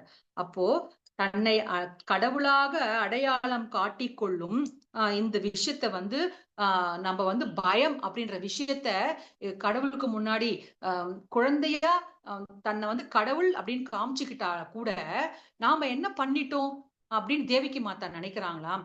பயம் அப்படின்ற உணர்வு நிலையை பகவான் முன்னாடி வெளிப்படுத்திட்டோமே, அதனாலதானே பகவான் இப்படி எல்லாம் பேசுறாரு. அதனால இது நல்லா இல்ல, இது பொருத்தமானது இல்ல, நான் இந்த மாதிரி செய்யக்கூடாது. அப்ப நான் வேற எப்படி என்னோட பிரார்த்தனைகளை பகவான் கிட்ட சொல்றது? அந்த பயத்தையும் அந்த கவலையும் என்னோட உடல் விஷயமா, அந்த பாடிலி ஃபீச்சர்ஸ் மூலியமா நான் காட்டாம என்னோட வார்த்தைகள் மூலயமாக, என்னோட பிரார்த்தனைகளின் மூலியமாக நான் பகவானுக்கு வெளிப்படுத்தணும் அப்படின்ற மாதிரி விஷயங்களை தேவகி மாதா நினைச்சுக்கிட்டு இப்ப சொல்றாங்களாம். இந்த சதுர்புஜ வடிவத்தை நீங்க மறைச்சுக்கிட்டு தியானத்தின் பெருமானே, அந்த எல்லா யோகிகளுக்கும் தவமா இருக்கிறவரே, அந்த மாதிரியான அற்புத வடிவத்தை நீங்க வச்சிருக்கிறீங்களே, இந்த மாதிரியான ஒரு தோற்றத்தை இந்த பௌதிகளால கண்களால பார்க்க முடியாது. அதனால அந்த உருவத்தை நீங்க மறைச்சுக்கிட்டு ஒரு சாதாரண குழந்தையா நீங்க வரணும் அப்படின்னு தேவகி மாதா சொல்றாங்களாம். இப்போ 29வது ஸ்லோகத்தோட அந்த விஷயங்கள் ஷீலா விஸ்வநாத் சக்கரவர்த்தி டாகூரார் என்ன சொல்றாரு? இந்த சதுர்புஜ வடிவத்தை நீங்க மறைச்சிக்கிட்டீங்க அப்படின்னா கம்சன் வரும்பொழுது என்ன நடக்கும்? அப்ப பகவான் சொல்ற அந்த குழந்தை எங்கேன்னு கேட்பாரே, அப்போ இந்த குழந்தையை நீங்க திருட்டிட்டீங்களா அப்படின்ற மாதிரியான விஷயங்கள் அங்க நடக்கும். அதனால உங்களுக்கு எதிரா வயலன்ஸ், வன்முறை நடக்குமே அம்மா அப்படின்ற மாதிரி விஷயங்கள்ல பகவான் இங்க தேவகி மாதாக்கு பதில் சொல்றாங்களாம். அப்போ அதுக்கு தேவகி மாதா என்ன சொல்றாங்க அப்படின்னா, எனக்கு அதை பத்தினா எந்தவித பயமும் எனக்கு கிடையாது. ஆனா எனக்கு உங்களோட பாதுகாப்பு அப்படின்ற ஒரு விஷயம் தான் எனக்கு ரொம்ப ரொம்ப முக்கியம். அதுக்கு நீங்க என்ன பண்ணணும் அப்படின்னா ரொம்ப அழகான ஒரு விளக்கம் கொடுக்கிறார் ஷீலா விஸ்வநாத் சக்கரவர்த்தி டாகூரார். என்ன அப்படின்னா தேவகி மாதா என்ன சொல்றாங்க, கம்சன் கிட்ட நீங்க என்னோட வயிற்றுல இருந்துதான் பிறந்தீங்க அப்படின்ற மாதிரியான விஷயம் தெரியாதபடி ஏதாவது செய்றீங்களா அப்படின்னு தேவகி மாதாவோட பிரார்த்தனைகள் இப்படி பகவான் கிட்ட இருக்கிற மாதிரி ஷீலா விஸ்வநாத் சக்கரவர்த்தி டாகூரா எழுதுங்க. எப்படியாவது நீங்க உங்களோட பாதுகாப்பு தான் முக்கியம், அதனால நீங்க ஏதாவது செய்யுங்க, இப்படி செய்யுங்க அப்படி செய்யுங்கன்னு நிறைய விஷயங்கள் தன்னோட பிரார்த்தனைகள் மூலியம் வைக்கிறாங்க அப்படின்னு ஷீலா விஸ்வநாத் சக்கரவர்த்தி டாகூரா எழுதுறார். அதை தாண்டி மது அரக்கனை கொன்ற பகவானே, அந்த பகவான் சொல்றாரு இப்ப என்ன அப்படின்னா, நான் கம்சனை ரொம்ப கொல்ல வேண்டியது அவசியமா அப்படின்ற ஒரு விஷயம் கேட்கிறாரு. இந்த விஷயத்தை கேட்டு பயந்த தேவகி மாதா அந்த மதுசூதனா இருக்கக்கூடிய தன்னோட மகன் கிட்ட பதில் சொல்றாங்களாம். என்ன அப்படின்னா, தற்போது கம்சன் எப்படி இருக்கிறான் தெரியுமா? நீங்க அதை பத்தி தெரிஞ்சுக்காமலே இவ்வளவு விஷயம் பேசுறீங்களே பகவானே. அந்த கம்சன் பாத்தீங்கன்னா காலம் கடந்த அந்த மதுவை விட ஆயிரக்கணக்கான மடங்கு வலுவுள்ளவராக கம்சன் இருக்கிறார் அப்படின்னு கம்சனோட அந்த பலத்தை பற்றி தேவகி மாதா இங்க பகவான் கிட்ட பேசுறாங்களாம். அதனால உங்களோட அந்த பாதுகாப்பு தான் எனக்கு ரொம்ப ரொம்ப முக்கியம் அப்படின்னு சொல்றாங்க. இதுக்கு பகவான் என்ன பதில் சொல்றாரு அப்படின்னா, நீங்க இப்படி சொல்றீங்களே, அவர் ரொம்ப ஆயிரக்கணக்கான பலசாலி அப்படின்னு சொல்றீங்க. ஆனா முந்தைய ஸ்லோகத்துலதான் என்னை பத்தி அவ்வளவு அழகா நீங்க விவரிச்சீங்க.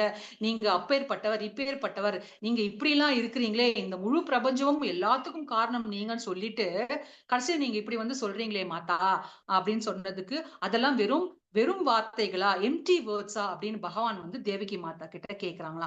அதுக்கு தேவகி மாதா என்ன சொல்றாங்களா, இப்ப போன ஸ்லோகத்துல நான் சொன்னதெல்லாம் உண்மைதான்ப்பா, அதுல எந்த விதமான சந்தேகமும் கிடையாது. ஆனா உன் அம்மாவா இருக்கக்கூடியன்னா எனக்கு மனநிலை சரியில்லை, அதீர தீக அப்படின்ற ஒரு வார்த்தையை போட்டு சொல்றாங்க. எனக்கு மனநிலை சரியில்லை, நான் சோகமா இருக்கிறேன், இது எல்லாமே நடக்கிறதுக்கு என்னோட தவறுதான் காரணம், இதுக்கான முழு பொறுப்பையே நான் ஏத்துக்கிறேன். ஆனா உனக்கு நிஜமாலுமே உன்னோட அம்மா மேல உனக்கு ஒரு பாசம் இருந்ததுன்னா தயவு செஞ்சு இந்த சதுர்புஜ வடிவத்தை நீ எடுத்துக்கிட்டு ஒரு சாதாரண குழந்தையா நீ என்கிட்ட வரணும் அப்படின்ற மாதிரி ஒரு பிரார்த்தனை வைக்கிறாங்களாம் தேவகி மாதா. சரிங்களா? இப்போ 30வது ஸ்லோகத்துல தொடர்ந்து தேவகி மாதா பேசுறாங்களாம். என்ன அப்படின்னா, இந்த பிரபஞ்சம் முழுவதும் நீங்க பரவி இருக்கிறீங்க. ஆனா அந்த பிரபஞ்சத்துக்குள்ளதான் நான் இருக்கிறேன். எனக்குள்ளதான் நீங்க அப்படின்னு சொல்லக்கூடிய பரமாத்மாவா கிருஷ்ணரா நீங்க இருக்கிறீங்க. அப்பேற்பட்டவர் எப்படி வந்து எனக்குள்ள இந்த இதய பலவீனம், இந்த பயம் அப்படின்ற விஷயம் எனக்குள்ள எப்படி வந்தது அப்படின்றது எனக்கு தெரியவே இல்லையே. அதனால பகவானே, நீங்க விஸ்வாத்மன் அப்படின்ற அந்த ஒரு நிலையில நீங்க இருக்கிறீங்க.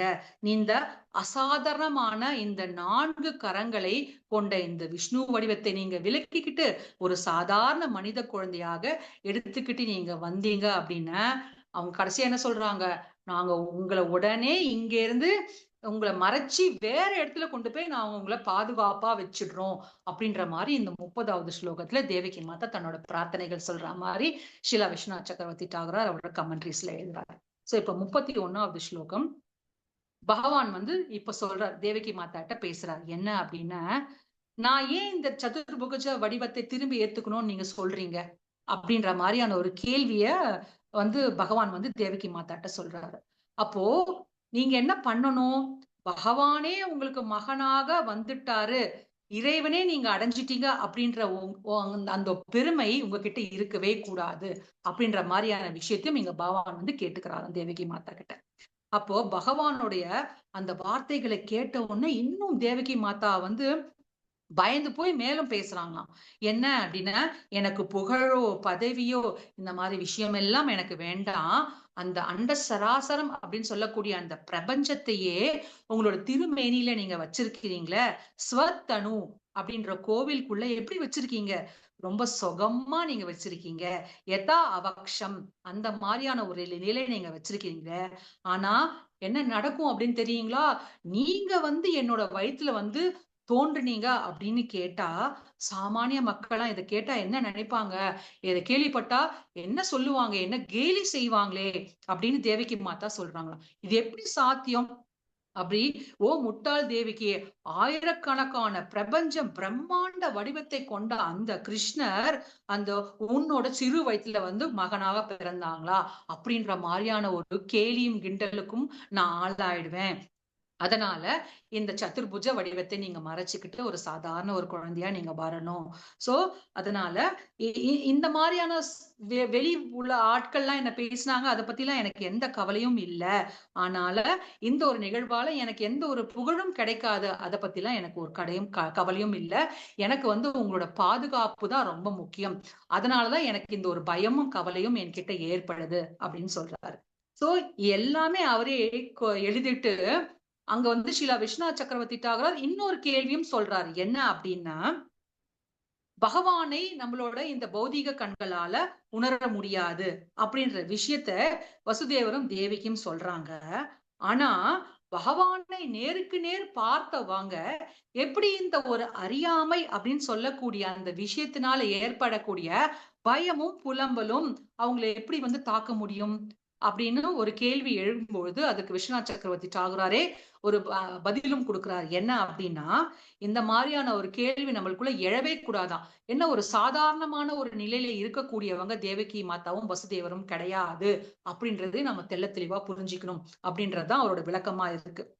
என்ன அப்படின்னா, பகவானுடைய தேவகி மாதாவுடைய அந்த பயம் புலம்பல் கவலை வந்து எப்படி ஏற்பட்டது அப்படின்னா, பகவானுடைய சித் சக்தி அப்படின்னு சொல்லக்கூடிய அந்த அந்தரங்க சக்தியோட அந்த ஆன்மீக ஆற்றலிலிருந்து எழுந்த ஒரு பிரேமையோட பாவம் தான் இந்த பயமும் புலம்பலும் கவலை அப்படின்னு ஷீலா விஸ்வநாத் சக்கரவர்த்தி டாகரார் எழுதுறார். அப்போ நம்மளுக்கு சாதாரணமாக இந்த கட்டுண்ட ஆத்மாக்களுக்கு ஏற்படக்கூடிய அந்த பயம் புலம்பல்லாம் பாத்தீங்கன்னா இந்த பௌதீகம் சார்ந்த ஒரு விஷயமா இருக்கும்.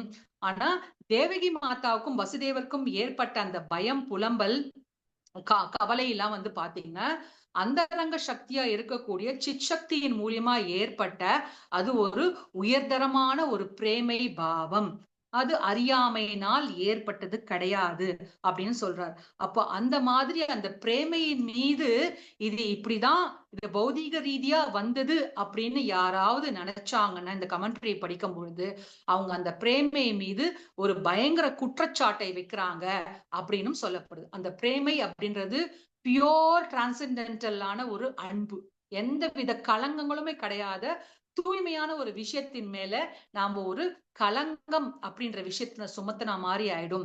அதனால இந்த மாதிரியான ஒரு கேள்வியே சாதாரணமான ஒரு இந்த கமெண்ட்ரிஸ் படிக்கும்பொழுது அவங்களுக்கு இந்த மாதிரி ஒரு கொஸ்டின் எழவே கூடாது. எப்படி அவங்களுக்கு ஒரு பயம் புலம்பல் ஏற்பட்டது அப்படின்ற மாதிரியான ஒரு கேள்வி வரவே கூடாது. அந்த பயம் புலம்பலும் கவலையும் பிரேமையோட பாவத்துலதான் வந்திருக்கு.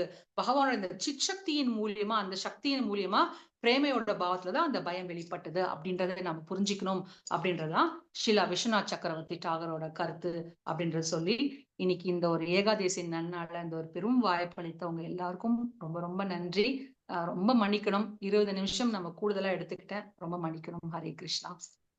ஹரே கிருஷ்ண மாதாஜி. ஹரே கிருஷ்ணா மாதாஜி, மாதாஜி. ஒரே ஒரு ஹெல்ப் மாதாஜி. இந்த ஸ்லைட்ல ஸ்கிரீன்ஷாட் 26, 27, 28 மட்டும் நான் ஸ்கிரீன்ஷாட் எடுத்துக்கல மாதாஜி. இப்ப கொஞ்சம் டிஸ்ப்ளே பண்றீங்களா?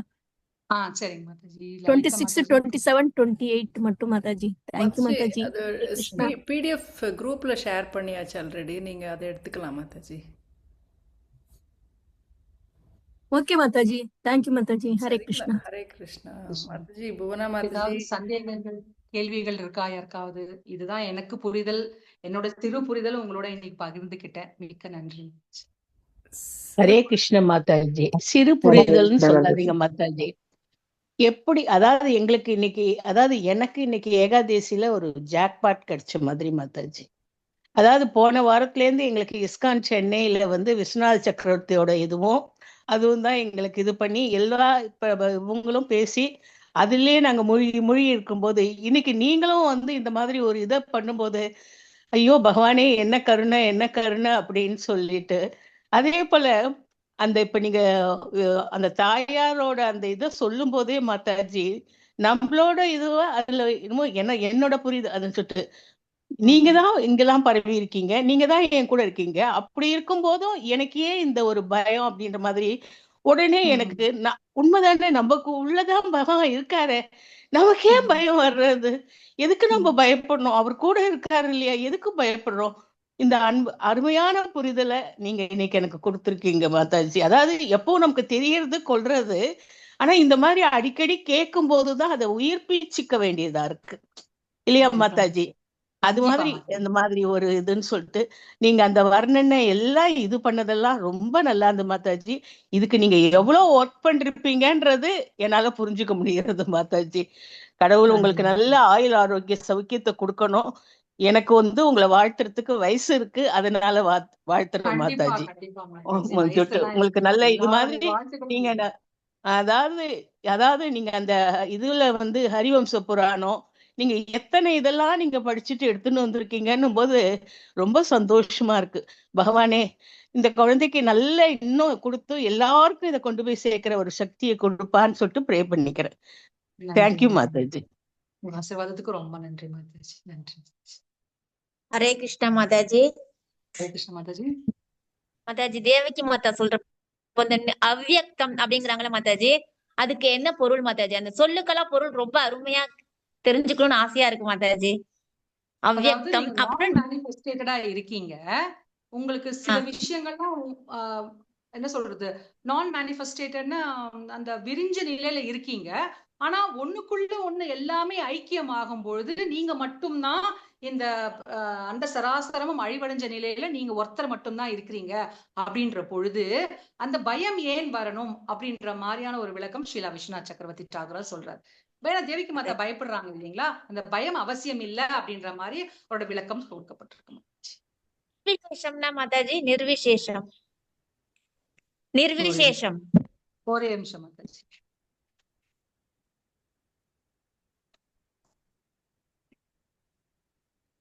நிர்விசேஷம் ஒரே நிமிஷம் மாதாஜி. எஸ் மாதாஜி. நிர்விசேஷம் அப்படின்னா you are beyond the materialistic particulars of material world.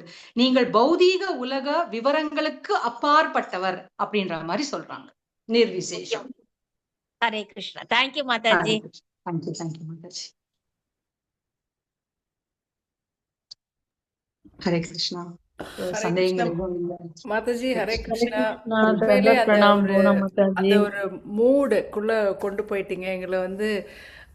நீங்க ஸ்டார்ட் பண்ணும்போது இந்த செல்ஃப் ரியலைசேஷன், தன்னுணர்வு அந்த மாதிரிலாம் சொன்னது வந்து அதுக்கு எவ்வளோ தூரம் கனெக்ட் பண்ணி ஒவ்வொரு ஆச்சாரியர்கள், அதுவும் முக்கியமாக விஸ்வநாத் சக்கரவர்த்தி தாக்கூர் அவர் எழுதின அந்த பகவத்கீதைக்கு அவர் கொடுத்த தலைப்புல இருந்து எவ்வளோ டீட்டெயில்ஸ் வந்து ஒவ்வொருத்தருக்கும் சொன்னது வந்து உண்மையிலே மைண்ட் ப்ளோயிங் மாதாஜி. ரொம்ப நல்லா ரசிச்சு கேட்ட முடிய போகுது. நீங்கள் இன்னும் 1 hour எடுத்திருக்கலாம். தேங்க்யூ மாதாஜி, ரொம்ப நன்றி. ஹரே கிருஷ்ணா. பட் நேரம் குறைவா இருக்கிறதுனால ஷீலா விஸ்வநாத் அது நம்ம பிரபுபாதரோட விளக்கங்கள் சொல்ல முடியல.